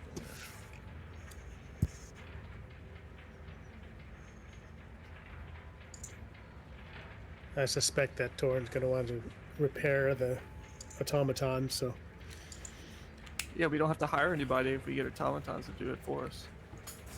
So you do manage to you do find in under one of the shelves here a leather case full of just all of these. A lot of it's very similar to some of the tools you might see other places, but some of it just very strange and advanced, odd little mechanisms, and some of the little bolts on there seem to be ones specifically designed for his creations. okay. Just refer to that in your items that in your inventory as KB tools. Got it. I'll pick that up for now since Torrin might be overburdened and I've got some space left. All right. You know, Jasper, I'm kind of wondering, this thing that they're wanting, I point to this figure, is this what they're thinking? Is like this the thing to end the wars? Could very well be. Soul Forged? Yeah, it's a good question, but I don't know. I think Ira did mention that there's some blending of magic and nature and mechanical power in that thing we destroyed down below. Maybe this Jegram Feinstamp had found a way to tie a soul into these automatons. So you're thinking that dragon used to be a dragon? Or at the very least a living creature, maybe. Not really sure what this relic does, so maybe Aelor Varn can help us out. answer those questions for us. Yeah, probably. It's taking every ounce of me not to put the crystal near this thing. Please don't. Wait, Crystal, Torin. As he does, I'm going to say, well, this one doesn't look made to do peace, basically. It's This wasn't finished yet, at least from what the. yeah, but the Notes thing say. I'm trying to say that is, yeah, this will end the wars, but it will create more wars also. I mean, it's a weapon. It's Well, not. It's an object. It Fedvar, can be used for good or for bad. my only thing is they'll be using these things against the Calrathians. Sign me in. That's it. That's all you have to say. Well, that's the. Since we're standing here at the foot of a giant metal man, that is the heart of the conversation we had between whether we should support the Jarl or whether we should support Alar Varn. Oh, Yeah, right. because it may be an answer to this current war, but who knows what the answer will be to future wars with these things. I mean, it's whether an unknown hero or a known villain. Wars is going to be always, I mean, for everything, and there is no machine that will prevent it, for sure. I'm sure about it. They are trying to take us. Well, wars between humans has some sense of morality. I don't think these machines have any sort of moral compass. That's the most dangerous thing. These in the wrong hands would just be weapons used to reign with an iron fist. Without any mercy, any compassion, without And doubt. that's why wars end usually. But So, Finvar, are you saying that you support Alar Varn's take that these soul forged should not be? They should be hidden away and not used as weapons, or are you saying that we should support the Jarl and give the ability to use those soul forged if indeed the soul forged are these automaton soldiers? Are you saying we should support the Jarl and give him the ability to use the soul forged against the Calrathians? I mean, we have a common enemy, but you don't know when your friend can stab you in the back. I mean, I'm not talking about you guys, but we know for real the Jarl, not me. I The won't Jarl has trust. some more shady I won't things. trust anyone in power. Also, they are. For what we have seen, they are corrupt and not clean. As long as we all understand, Ragnar included, that if we support Alar Varn in this more pacifist stance, we're making an enemy of a very powerful Jarl. Maybe not an enemy, but Strong disliking. right. I mean, well, that's it. Life happens. I'm not going to let him walk away with a new weapon. I mean, he's not a Calrathian, but Sticky situation, isn't it? well, now I think about it. I don't know, guys. I also want the war to end with the Calrathians, but I don't think this is the means to it. I agree Well- with you on that one. And I mean, I'm the one who massacred them and holding my grudge against them.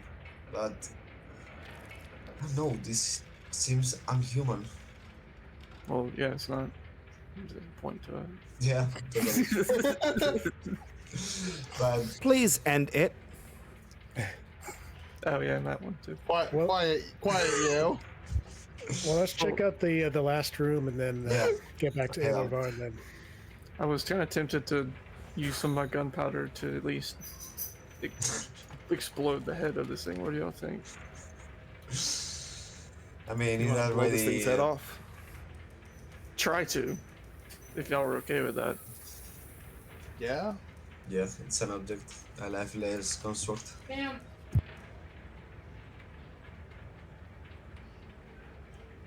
A gift from the gods. The gods have given. Came from above. Yeah. I'll find like a little small rope, put it into this it's like it's a goat horn or something I have. What is it?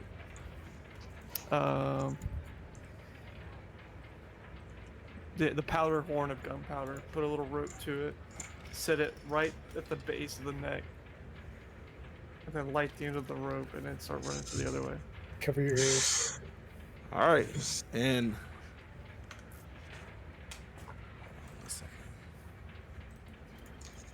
Wow, the dust is going to be crazy. Oh no, the dust. yeah, and of course, as you all hit in the other room there for a second, nothing happens. Just you thinking, starting to think, maybe did it go out or? Nope. Oh, Boom. As dust, everything comes pushing back out the door there. as Torin collapses, the whole cave complex on her head. Yeah. Long fuse. Better Come than a back short in there, fuse. and the head itself has been separated from the body there, but it hangs off towards the chest, kind of just hanging there from this long copper cord running from its spine there. I want to pull it off. All right, give me a athletics check. Can I help him? You can help. Yeah, you guys are gonna grab both ends. So do it with advantage. Okay, so I rolled a natural one for the first one. So, Oh, well. I rolled Come on, Torin. Come on. 16. 16. So it pulls, separates there. You get basically back down to right where it was connecting back at the shoulders there, and it snaps off. So you've got the head with about a good 1.5 feet or so of that kind of spinal cord hanging off the backside there. Ooh. I mean, you have some training to do to rip heads, but Well, I don't know if I can do anything with this stuff, but it's nice just to grab what we can. To at least one, understand it if it does get to the wrong hands, or two. All right, and then with that, you guys are pushing into the next room. Into the other one there. The Yes. final room. All right, so doubling back and across the hall there, going off to the west end, stepping in here. This room looks to be kind of half a study, half a bit of a laboratory itself, and then also half a room. A bed, the only one you guys have seen so far, and a picture hanging on the wall there, a painting of this little fella who could only be the creator mentioned in some of the writings here.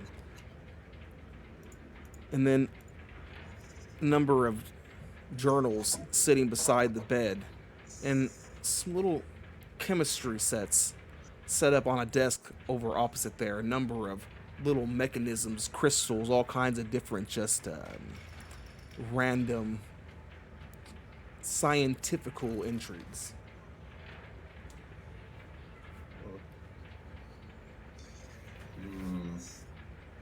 there's no robot here. Just a bunch of papers. Looks like it's more notes. Yep, just spend 5 minutes looking through for anything that might be either of value or might help Torn, schematics and such, and then move on. All right, so going through everything here, what you do find is in a lot of the notes, a lot of it's more just basic kind of prototype blueprints, plans, and everything for some of the earlier models on the KB units. But then you do find some writings in there. It seems that one of his main concerns with constructing any of these, and even mentions going as far as into KBXX there, where the main issue he was running into was some kind of power source. These things were very simple beings to begin with, but the larger it tries to make them, the more difficult they become to power, and it's almost a infinite loop in on itself. It hits a certain point where they can't be made any bigger, which at their current size, they didn't find them all that dangerous in combat, with some exceptions here or there. Holy, what an exception. Exceptions being odd cases then such as the dragon, So- which it is noteworthy that thing itself was powered by the combination of an artifact as well as those cables, which meant that it could only really be useful in the very specific environment that it was put in.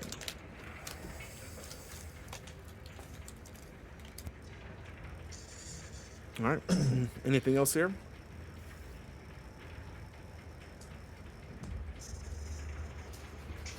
No? I think that's it. Time to move on. I think that's it. Yeah.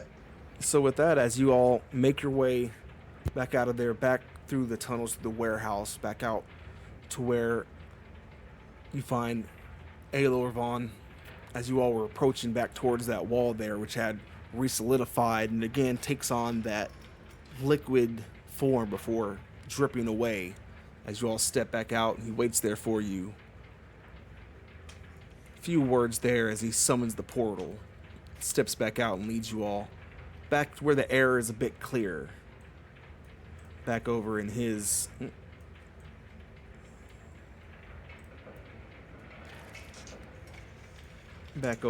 tower.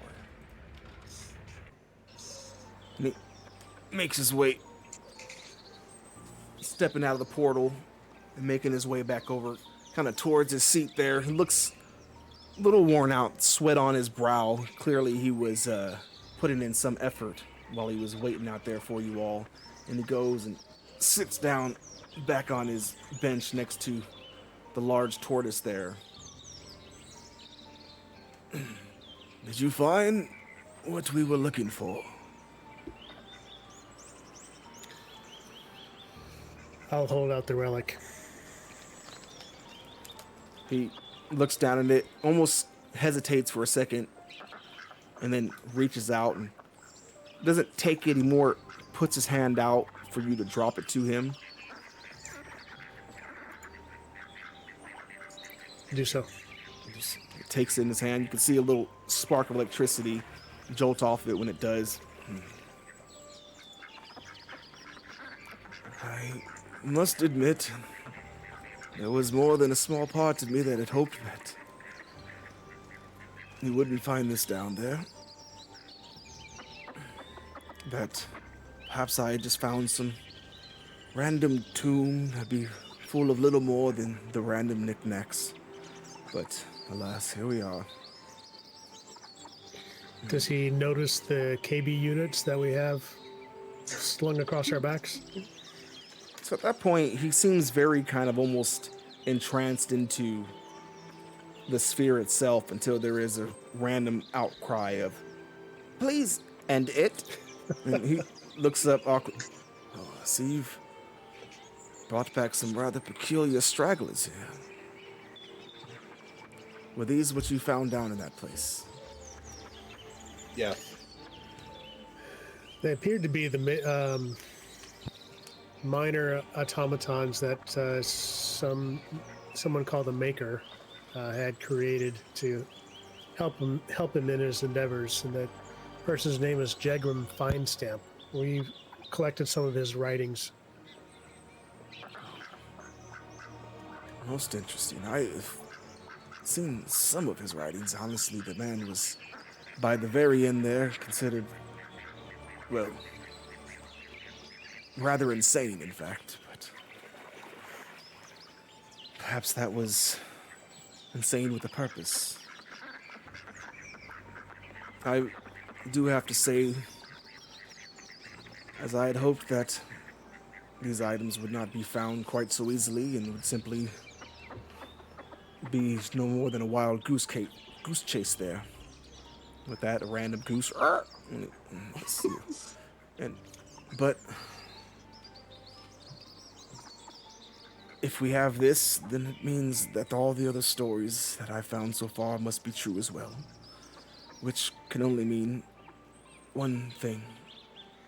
And I'm afraid we must meet with the council, and I will need you all to meet with us as well. If that is okay with you all, I would hope that you are ready, because I will admit this journey has only just begun. This is but a catalyst. I'm going to look at Jasper like,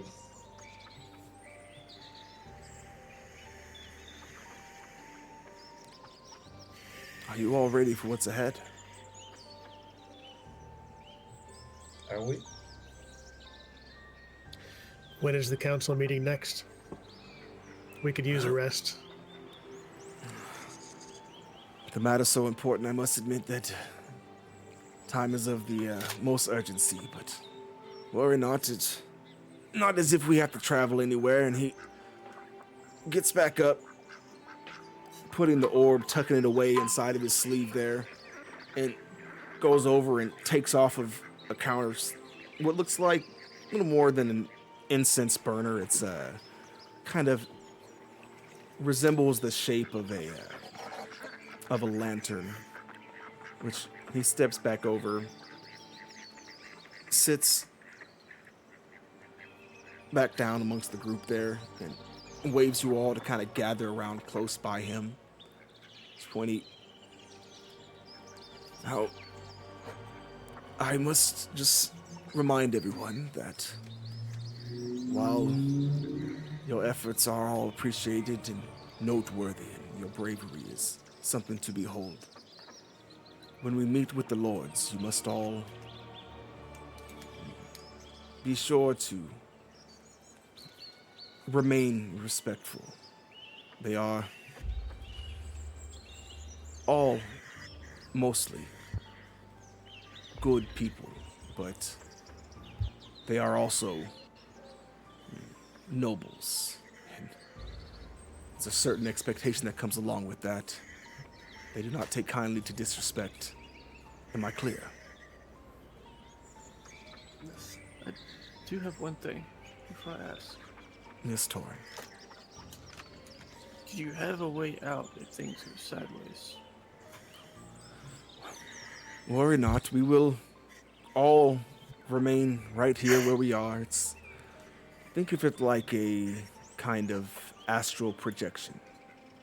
A way for us to meet and discuss important matters across great distances when necessary. Sorry, what? Worry not, I will show you. And with that, he lights the incense inside there, takes one of those little kind of cylinder metal things that he kind of taps and runs around the edges of it, giving this kind of wobbly kind of sound to it that echoes for a second. The smoke begins to kind of billow out. Pretty soon, it's producing way more smoke than this little incense burner could possibly make, and it gathers around. It kind of fills the area all around you, and then it thins a little bit to where it goes from less of a kind of smoke to more of a kind of mist. The world seems to tilt and blur. Then the haze itself parts, reveals a vast circular chamber of this white and marble, all veined with gold. 7 thrones rise along the chamber's perimeter, each backed by towering pillars and open balconies that overlook a silent void. Upon their seats sit the lords of Eldara. Their gaze is fixed upon you all as you arrive, and that hum and that surge of energy all still sits in the air. And with that, we're going to take a quick break, and then we'll pick up from right there. Oh, Hey, man. Rachel, I see you over there. I appreciate the 100 biddies. Thank you so much. Yeah, you missed the dragon fight, but it'll be in the VOD there, so don't worry. You can always catch up later. But thank you so much for coming through. Appreciate it. Hope everything is going all right there. Sure, Clem is around here somewhere, planning chaos. But He's all right, biding so we're his gonna. time till he can summon a silver fairy. Oh Lord, don't give nobody no ideas. Finally got our AC back. Oh man, that'd be nice. Oh, we got I a wish raiding party. Hey, what is up, man? Metadog. I hope I'm saying everything correct there. How is it going, everybody? Oh man, I feel like we can't go to break now. Is everybody okay? I can't do it now. We got a nice raid coming through. We're not gonna take off this moment. Are my players all good to continue? I think Yep. so. All right, perfect. Well, Yeah. maybe we'll give it a little bit longer. Thank y'all so Chug on much for through. coming through. Hope everybody's having a good night. All coming in with another 300 biddies. That is crazy. You guys are downright evil. Hope everybody's having a good night. If you're Rachel. catching up here, we are about to go in and meet with the lords here. So with that, why don't we go ahead and swing things in here a little bit. See if I can Oh.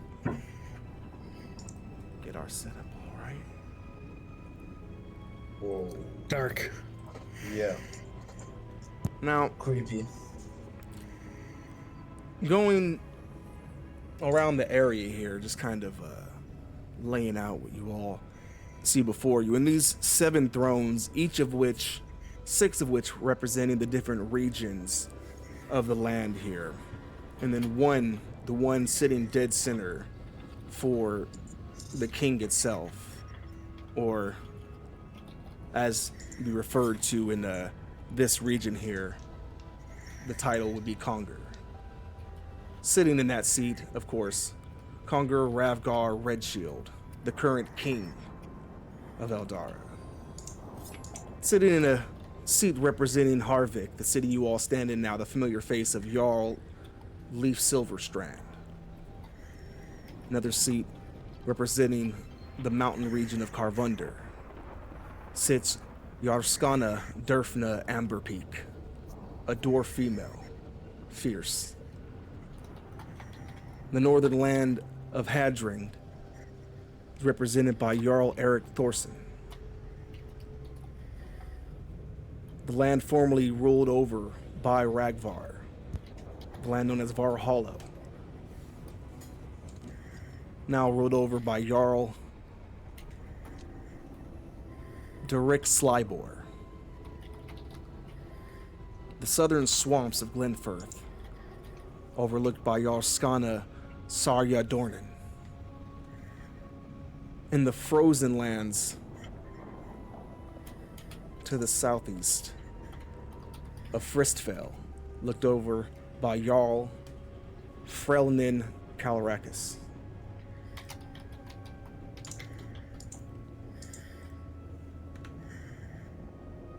Smoke gathers here. The mist is still thick as they all look over. And Aelor steps forward. Thank you all for meeting us here. We know you are all very busy, and we bid you good day. And takes a half bow there. They all tilt their heads. Bow. They acknowledge you all as well. The king himself speaks first. You have called us here, Aelor, wise wizard and counselor of all lords of all the lands. We suppose there is a reason you have brought strangers among our midst as well. There is, sir. I will explain. We have found something very important. And, well, we decided it was important that you all know as well. He goes on there to explain that you all located this artifact, which is believed will open up the locations to the different lands there, to the different locations that'll help you guys to find your way to the Soul Forge army. The very mention of which sends gasps among the crowds there.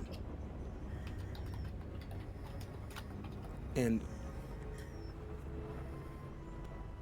the king hushes them for a moment, speaks up. See you, Rachel. She's trying to summon the devil, y'all. As of right now, their bodies lie unconscious back there in the at the tower. So we'll have to see. We'll have to see how that resolves in a little bit. Always the chaos starter, see? All right, so after he gives his explanation there, I know what you did. I know what you did. You don't need to pull it up there to remind me. She says, it says right here, Silver Fate.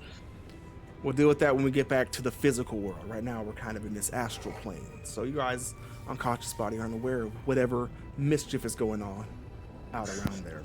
Now, give me a second, y'all. She threw me off. Mischievous. So what do you expect when she shows up? I know, right? All right, so, and with that, they look out to you all. You, pointing to Jasper there. So you have laid eyes upon some of these creations, and your group here is the ones who found this artifact, correct? Yes. And as you journeyed through these hidden chambers, reading what you found there, based off the description I'd been given, what did you think about these creations? About what possibly lies ahead? Any concerns that perhaps Alor has not addressed with us so far? Much of what we saw was in disrepair, half created, unpowered. But what we did encounter is a fantastical beast, much like a metal dragon, that very nearly killed one of us. And plans and designs that could easily be used to create many more.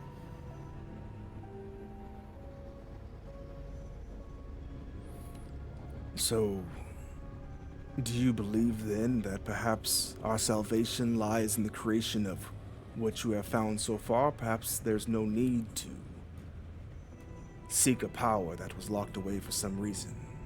Or did you find these mechanical beings to be insufficient? Less a question of sufficiency, more a question of control. I think by the writings and drawings of the maker, it appeared that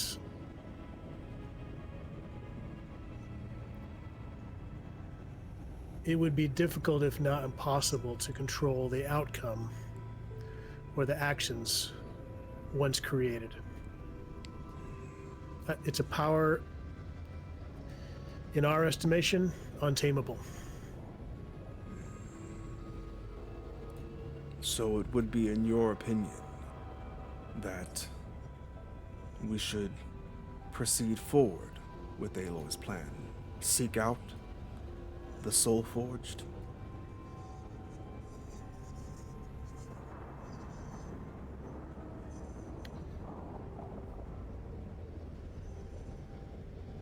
There's little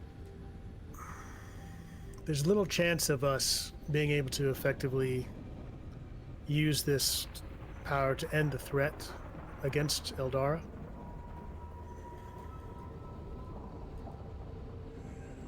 While knowledge is very useful, if there's a way we can destroy this ability to prevent it from being used against us, that might be the best course of action.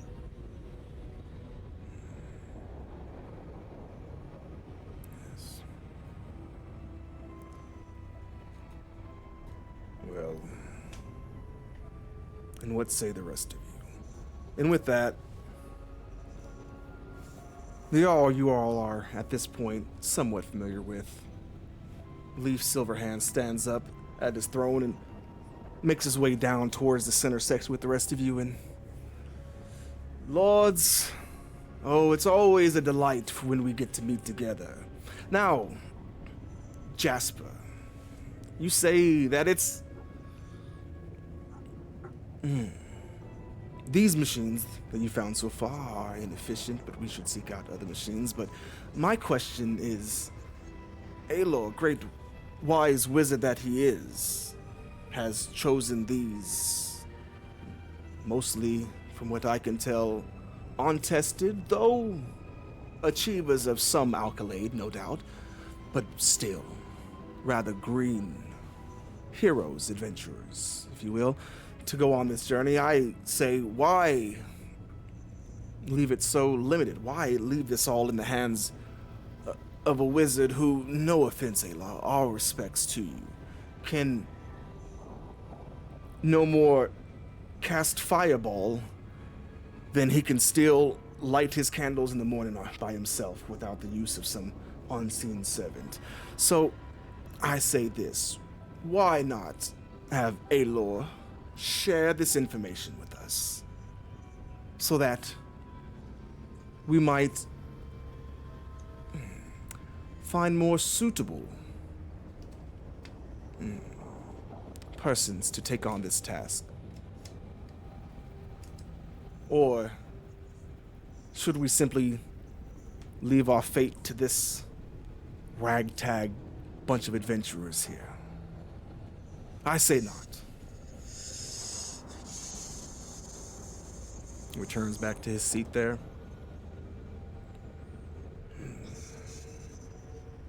He does make a point. Would you all be willing to share your information?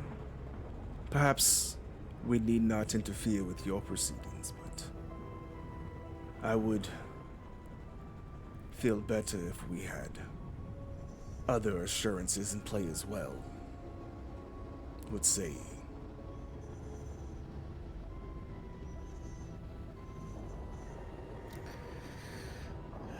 I'll look to the others, looking for either confirmation or disagreement. I'm on the disagreement side. I'm on this brink of getting enraged with the Jarl and in general. I mean, I'm disagreeing with the Jarl, the king. Well, seems that we have a bit of an impasse here then. You all, from what I can tell, believe that this should be left solely up to you. Some on the council here believe otherwise. And Pardon my interruption. We hold no special key. We hold no titles, no lands, no, with the exception of Ragnar here, no nobility. And you're right, there are many across this land who have much more capability than we do.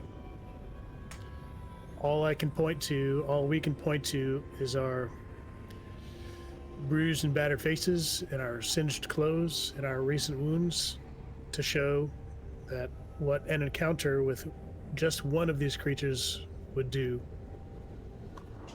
to everyone who encounters them. It is obviously your choice, and we do not hold the key, nor do we hold the knowledge that can be gained through our betters. And I'll nod to Aloy. We can only report what we've encountered, and you've asked for our opinion, and we've given it simply. the decision is yours. Well, your humility is surely appreciated. We shall discuss the matter. And with that, they all kind of get up. The rest of them gather over towards the throne there and start discussing amongst themselves. And as they do that, the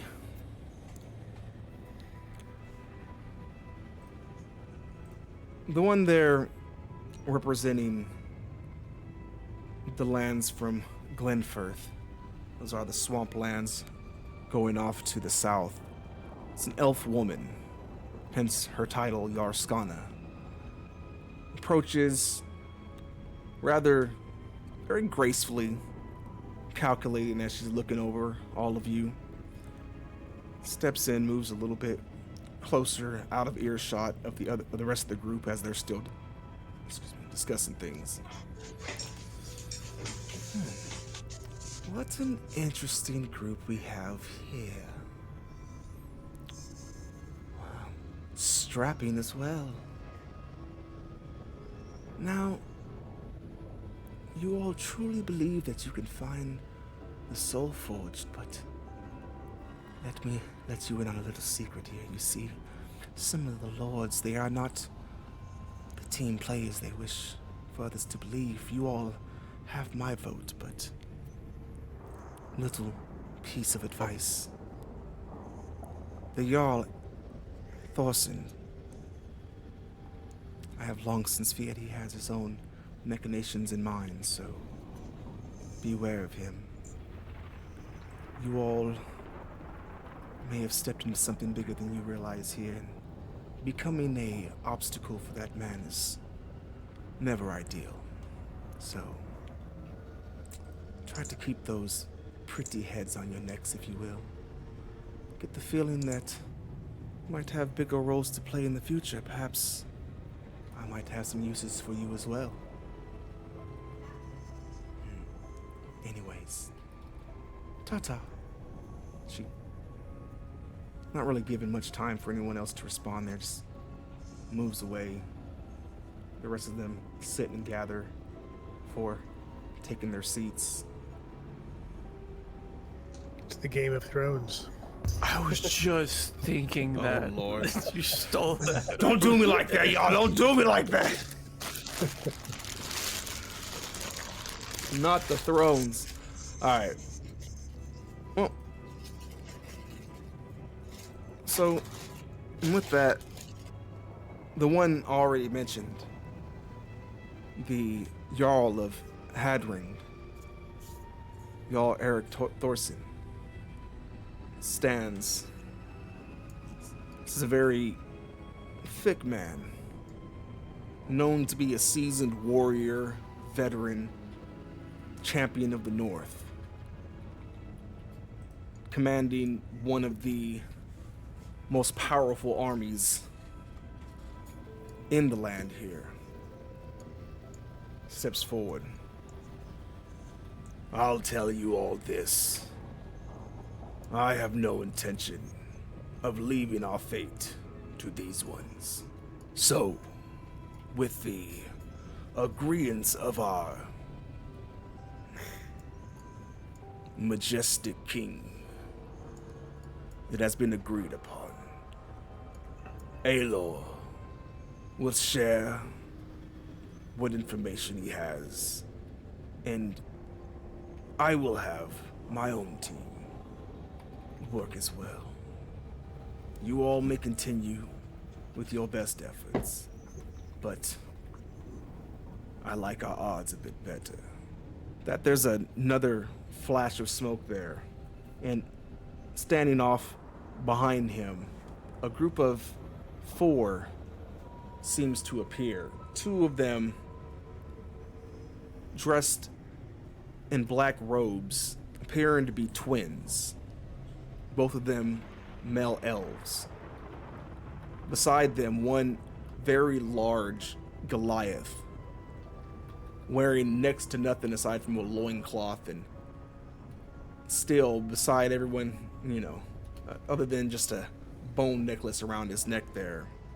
And then with them, a thin-framed, appears to be a woman of unknown origins. Her mask is, she wears a mask that covers her entire face. But judging by the robes and the symbol she holds in her hand, she looks to be some kind of a cleric.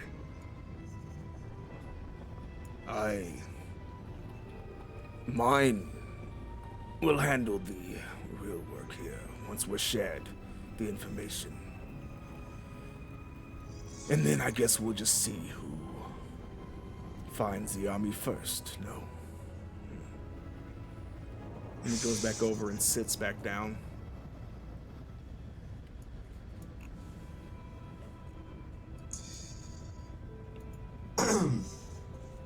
Have anything to say? Your Majesty. Speak. I do have something to say. You have the floor then. You were talking about why us? Why choose an under-season a group of adventurers to go on a such important mission? But I have a thing that makes us special, that makes all of us special. And that is that we already know the information. We have been in there. We know things that we saw, that we read on the papers that were on the dungeon. Do you really want us wondering about without, the possibility of making the information flow? I don't know, pardon my speaking, I'm a countryman and I didn't grow up in royalty, but that's all I wanted to say. That we are special because we already know what's at stake here. That king now stands up. At this point, he's been mostly covered in a robe there. Cloak sitting over the top of his head there. The robe itself, white. You can see a little gold trim. Now he stands and opens it up and throws it back. You can see the armor itself is all mostly painted over white. This thick, heavy armor he wears over him. He carries on his back a big shield painted over red across the front of it. Long hair drapes over to the backside there with a crown that sits up high as he walks down towards you. An imposing figure himself, unlike the more warrior-like Jarl off to his side there who flaunts his barbarism. This one kind of speaks for itself as he steps down the stairs there and walks over towards you, places a hand on your shoulder there. You seem to mean well, and I am quite curious to see what becomes of this group here. Know that I'll be watching you. I want to see this special quality you speak of. Yes, very curious. But we must do what is best for the people. And this may not be a time where it is best to, well, we gotta make sure that we play all our hands at once, yes. So I do believe I see some possibility in you all. I intend to let the y'all's group move as well. Double our odds of success, yes. But Aloy, you will keep me up to date. I get the feeling that is all for tonight, though. We are still on the war front, and there's much to be done on our end. He goes back and sits at his throne there. As Do you have he any walks, final words? Share them now. no, I'm going to like make a reverence as he walks up his throne. And that's it. I'm going to stay in silence. And with that, Aelor stands back up and moves over. Thank you all for meeting us. It was great to see you all, lords, and may your efforts be fruitful. We will be on our way, and y'all, I will be sure to message you with everything you will need to know to get your adventurers on their paths as well. Now, we bid you good day. He taps his staff, and there it echoes out again. There's another crack of lightning before the smoke kind of dissipates, and you soon find yourselves kind of waking up on the benches there as the smoke is kind of sucking back into the incense burner. And with that, Oh no. there is a flash of silver energy as a portal Rachel! opens up, and in comes a nasty, another one of these little flying little fairies. God damn it. Ready? I mean, There we go. the only conclusion that I have about the fairies is that they are sent by a higher being to annoy us. Really? Quite literally, I mean. All right. So with that, and this will all have to be theater of the mind here, everybody. I have no map for this, so There's a pond in the middle, and there's concrete around it. pretty much. And there's ducks around the pond. Be careful with I ducks. grab a duck and throw it at the thing. No! No! Leave No, the the duck duck! alone. The duck! All right, Leave the let's poor get duck initiatives. alone. Oh god. Okay. Shit. 25. Oh shit. 13. 15. All right.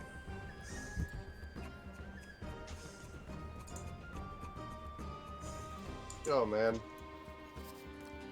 All right, Torin, you are up first. This thing is within 10 feet of the group. I'm taking 2 shots with the pistol. That is a 15 to hit. Mm-hmm. 15 does not hit. I will Pardon? shoot again. All right. 16.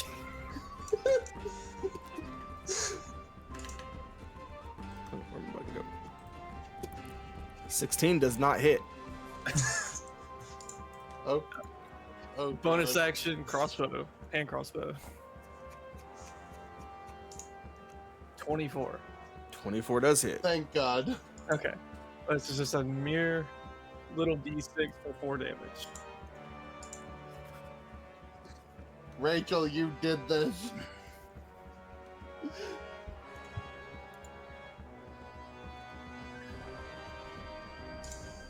All right, how much damage you do? 4 piercing. 4.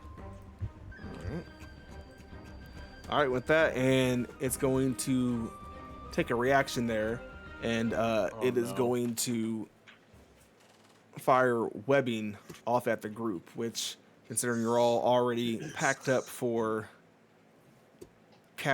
for that spell, you were just all up in, so pretty much gets all of you in the area. I mean, everyone's starting off your turns, making a dexterity save, starting off with, if I can get that thing pulled back up here. All right, Finvar, it's going over to you. Go and give me a dexterity save. I'm going to use one of the last remaining lucky point. Okay. And okay, I didn't roll the advantage. 21. Oh. 21. All right. 21 11. saves. 21. Yeah. Ooh. All right. So you managed to avoid. You're still standing in the area, but you're not. You're avoiding getting caught up in any of the webbing there, kind of slipping through it. And what are you doing? I mean, I'm going to attack the little fairy that threw me the webbing twice. Thema is thinking really that it's the same fairy that escaped in the house of Oh, yeah. The one that got away. or the Baron Bond or Yeah. Bran Bond. Yeah, so I'm going to attack him The Bron. Oh Alright, my go for God. with my dagger spear in melee, so I can proc Divine Smite. That does not hit. Again. 21. 21 will hit. Hits. Okay, that's one die. I have an attack left with my. No, shit.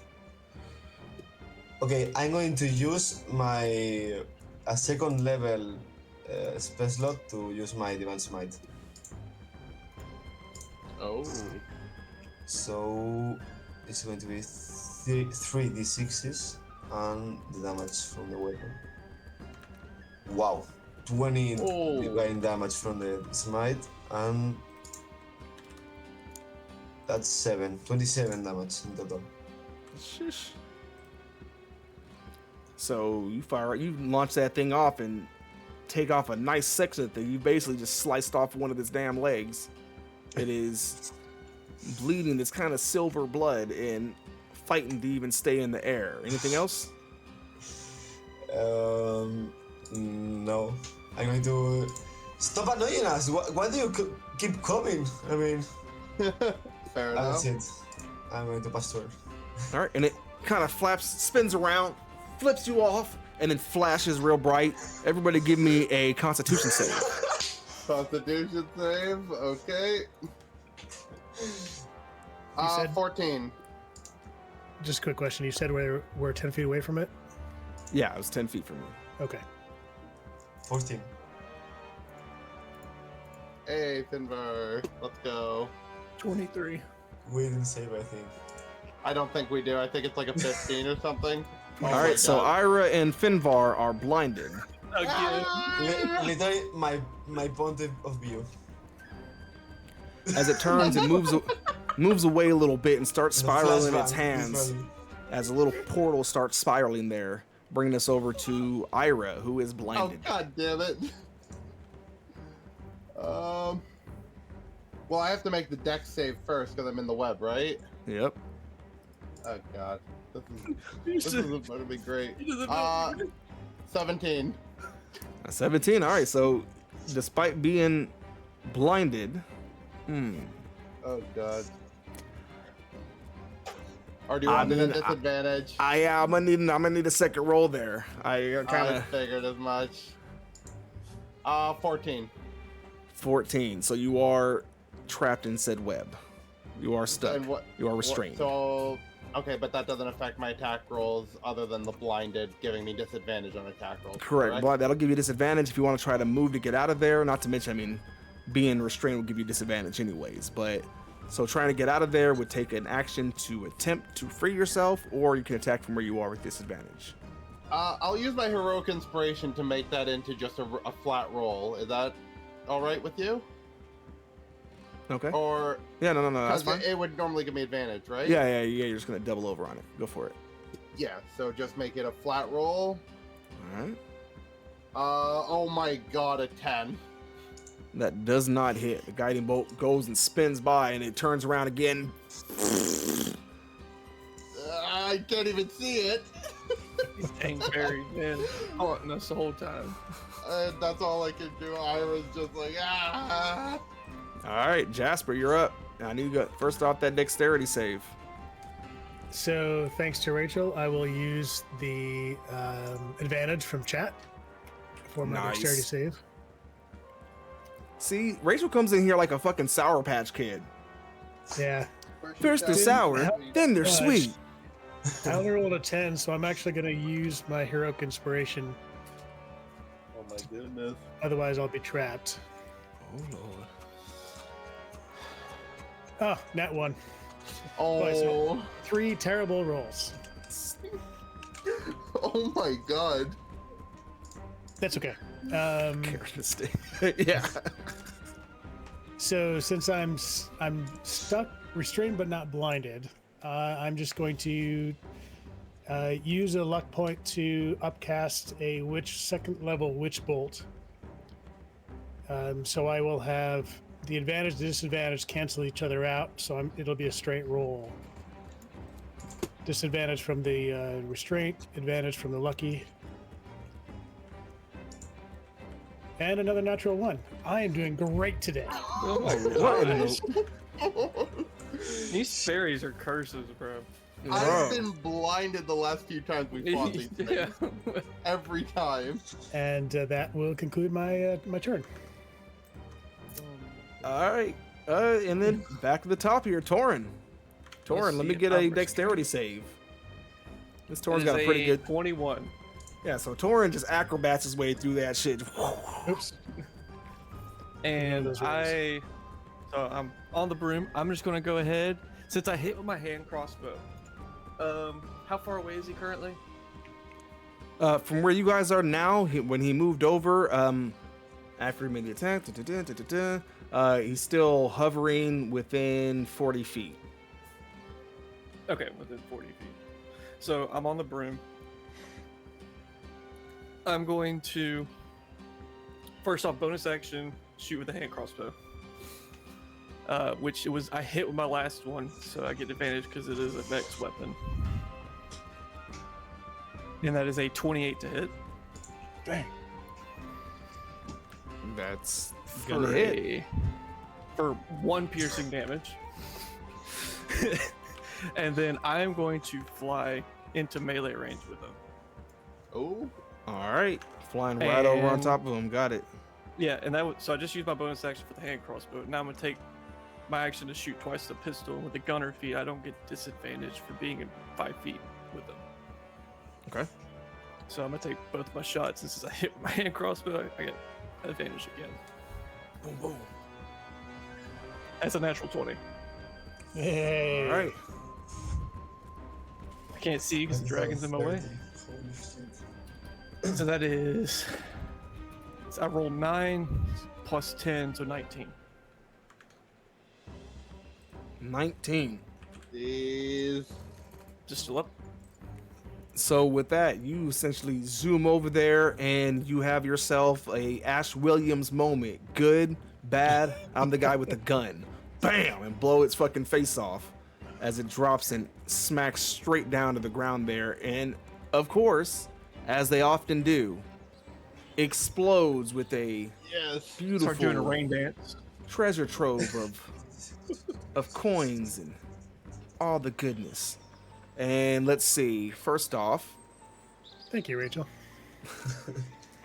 I'm let's see not what you guys are thankful, getting as Rachel. far as coins here. I love these vex weapons. Stop thanking Rachel. Yeah. She's just gonna keep giving us these fairies. Oh, thanks, Torin. I mean, nat 20 after my 2 natural ones in a row. You gave me your luck. That's what it was. Gave So me your 4,900 silver coins. You guys know the motto around here, fuck this economy. And then, let's see, on that she had rolled a 11, I believe. 11. Okay, so that's above. So just to clarify some of the things here, all right. First off, I want to make sure I clarify. I don't know if I ever really went over this with the team here, right? So the way that the fairies work, the way that you kind of miss out on them is if they can get 3 turns, if they end 3 times without someone in range of them, without someone, if they're not engaged for 3 at the end of 3 of their turns. And it doesn't have to be consecutive. It just takes 3 times that they're on their own, so they can start summoning their portal. After that 3rd time is where they vanish. So that's kind of the mechanic that works there, just to clarify that, because I kind of wanted to keep it vague and let you guys figure it out, but I also want to make sure it's not like, you know, too much BS there. Also, with the actual roll on everything and the way that the magic works, the magic items, whenever anybody uses and summons one of those, and you roll that D20 in there, this is for the chat, Then anything, if you are below, if you're a 10 or lower, then they get 1 magic item drop from there.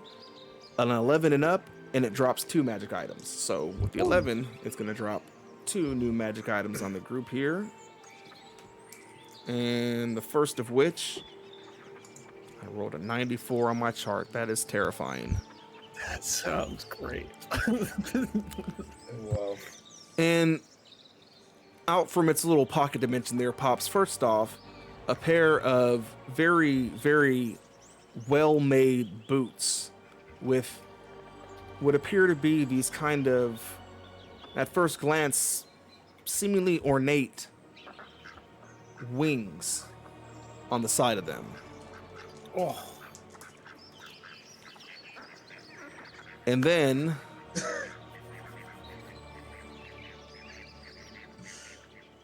also drops a red potion, looks similar to a basic healing potion, but a little fancier. It's more glitter. Got Hercules boots. Yay. Hell yeah. All right. Told you, William. Well, Glitter. just before I forget now, because I almost did because of the loot. Before the treasure fair, I wanted to ask, could I tell which god the cleric followed when we were still in that meeting once we got back?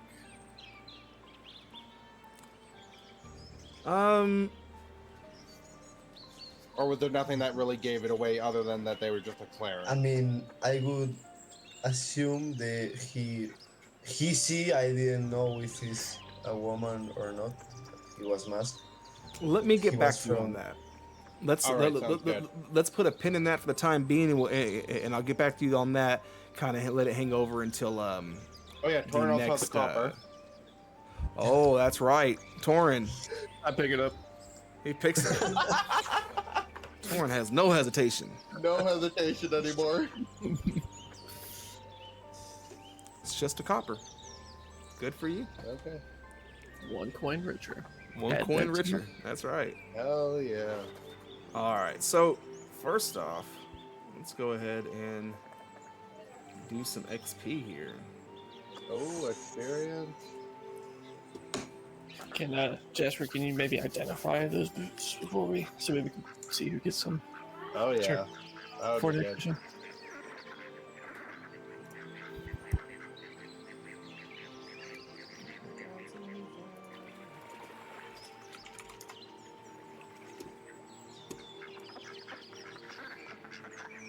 All right.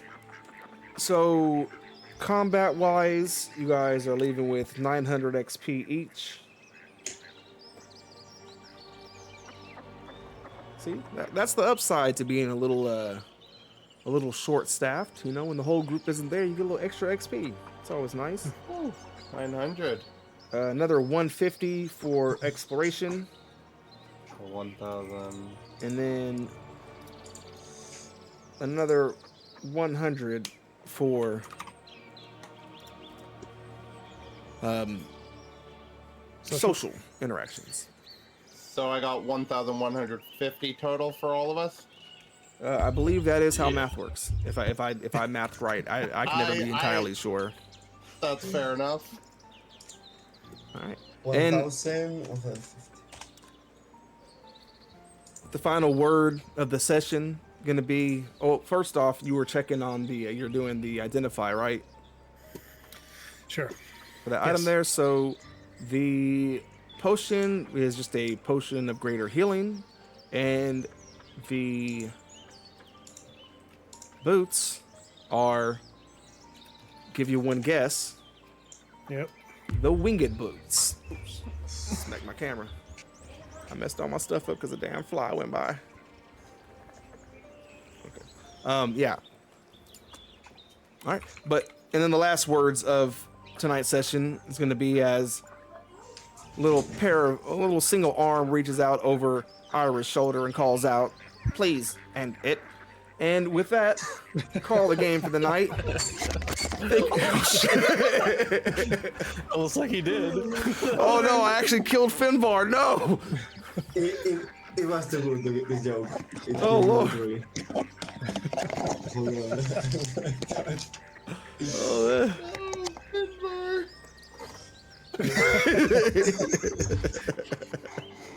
Please end it. Please Let's end it. end it. oh man.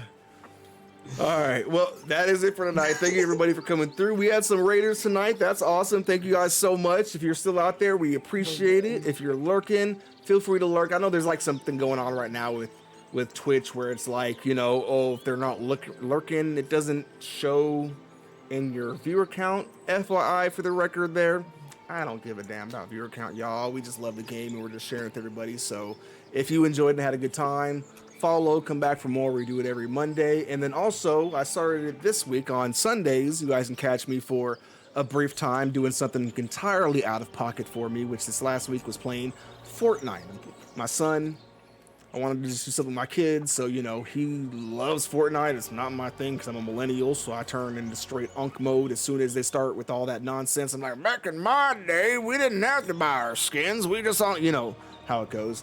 But yeah, so yeah, you can catch me on Sunday. I don't have an exact schedule for that one. That's kind of just, you know, whenever we're doing it. But he's super excited about it, so I'm gonna keep on doing it. If you guys come through and say hi, always appreciate it.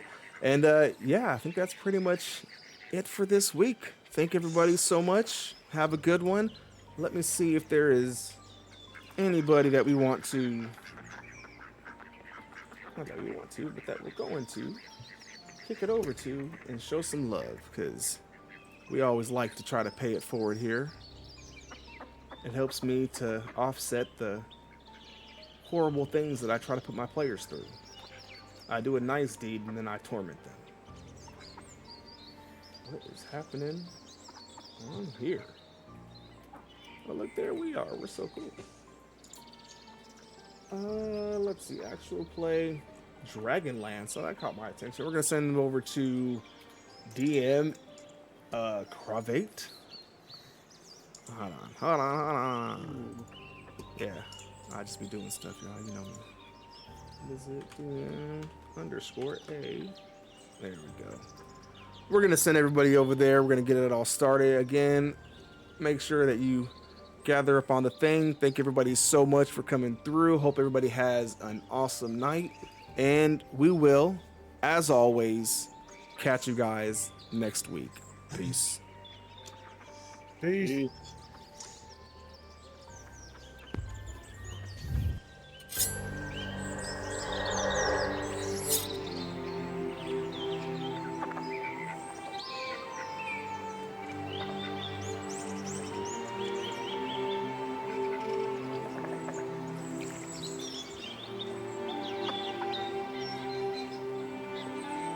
Ha ha ha!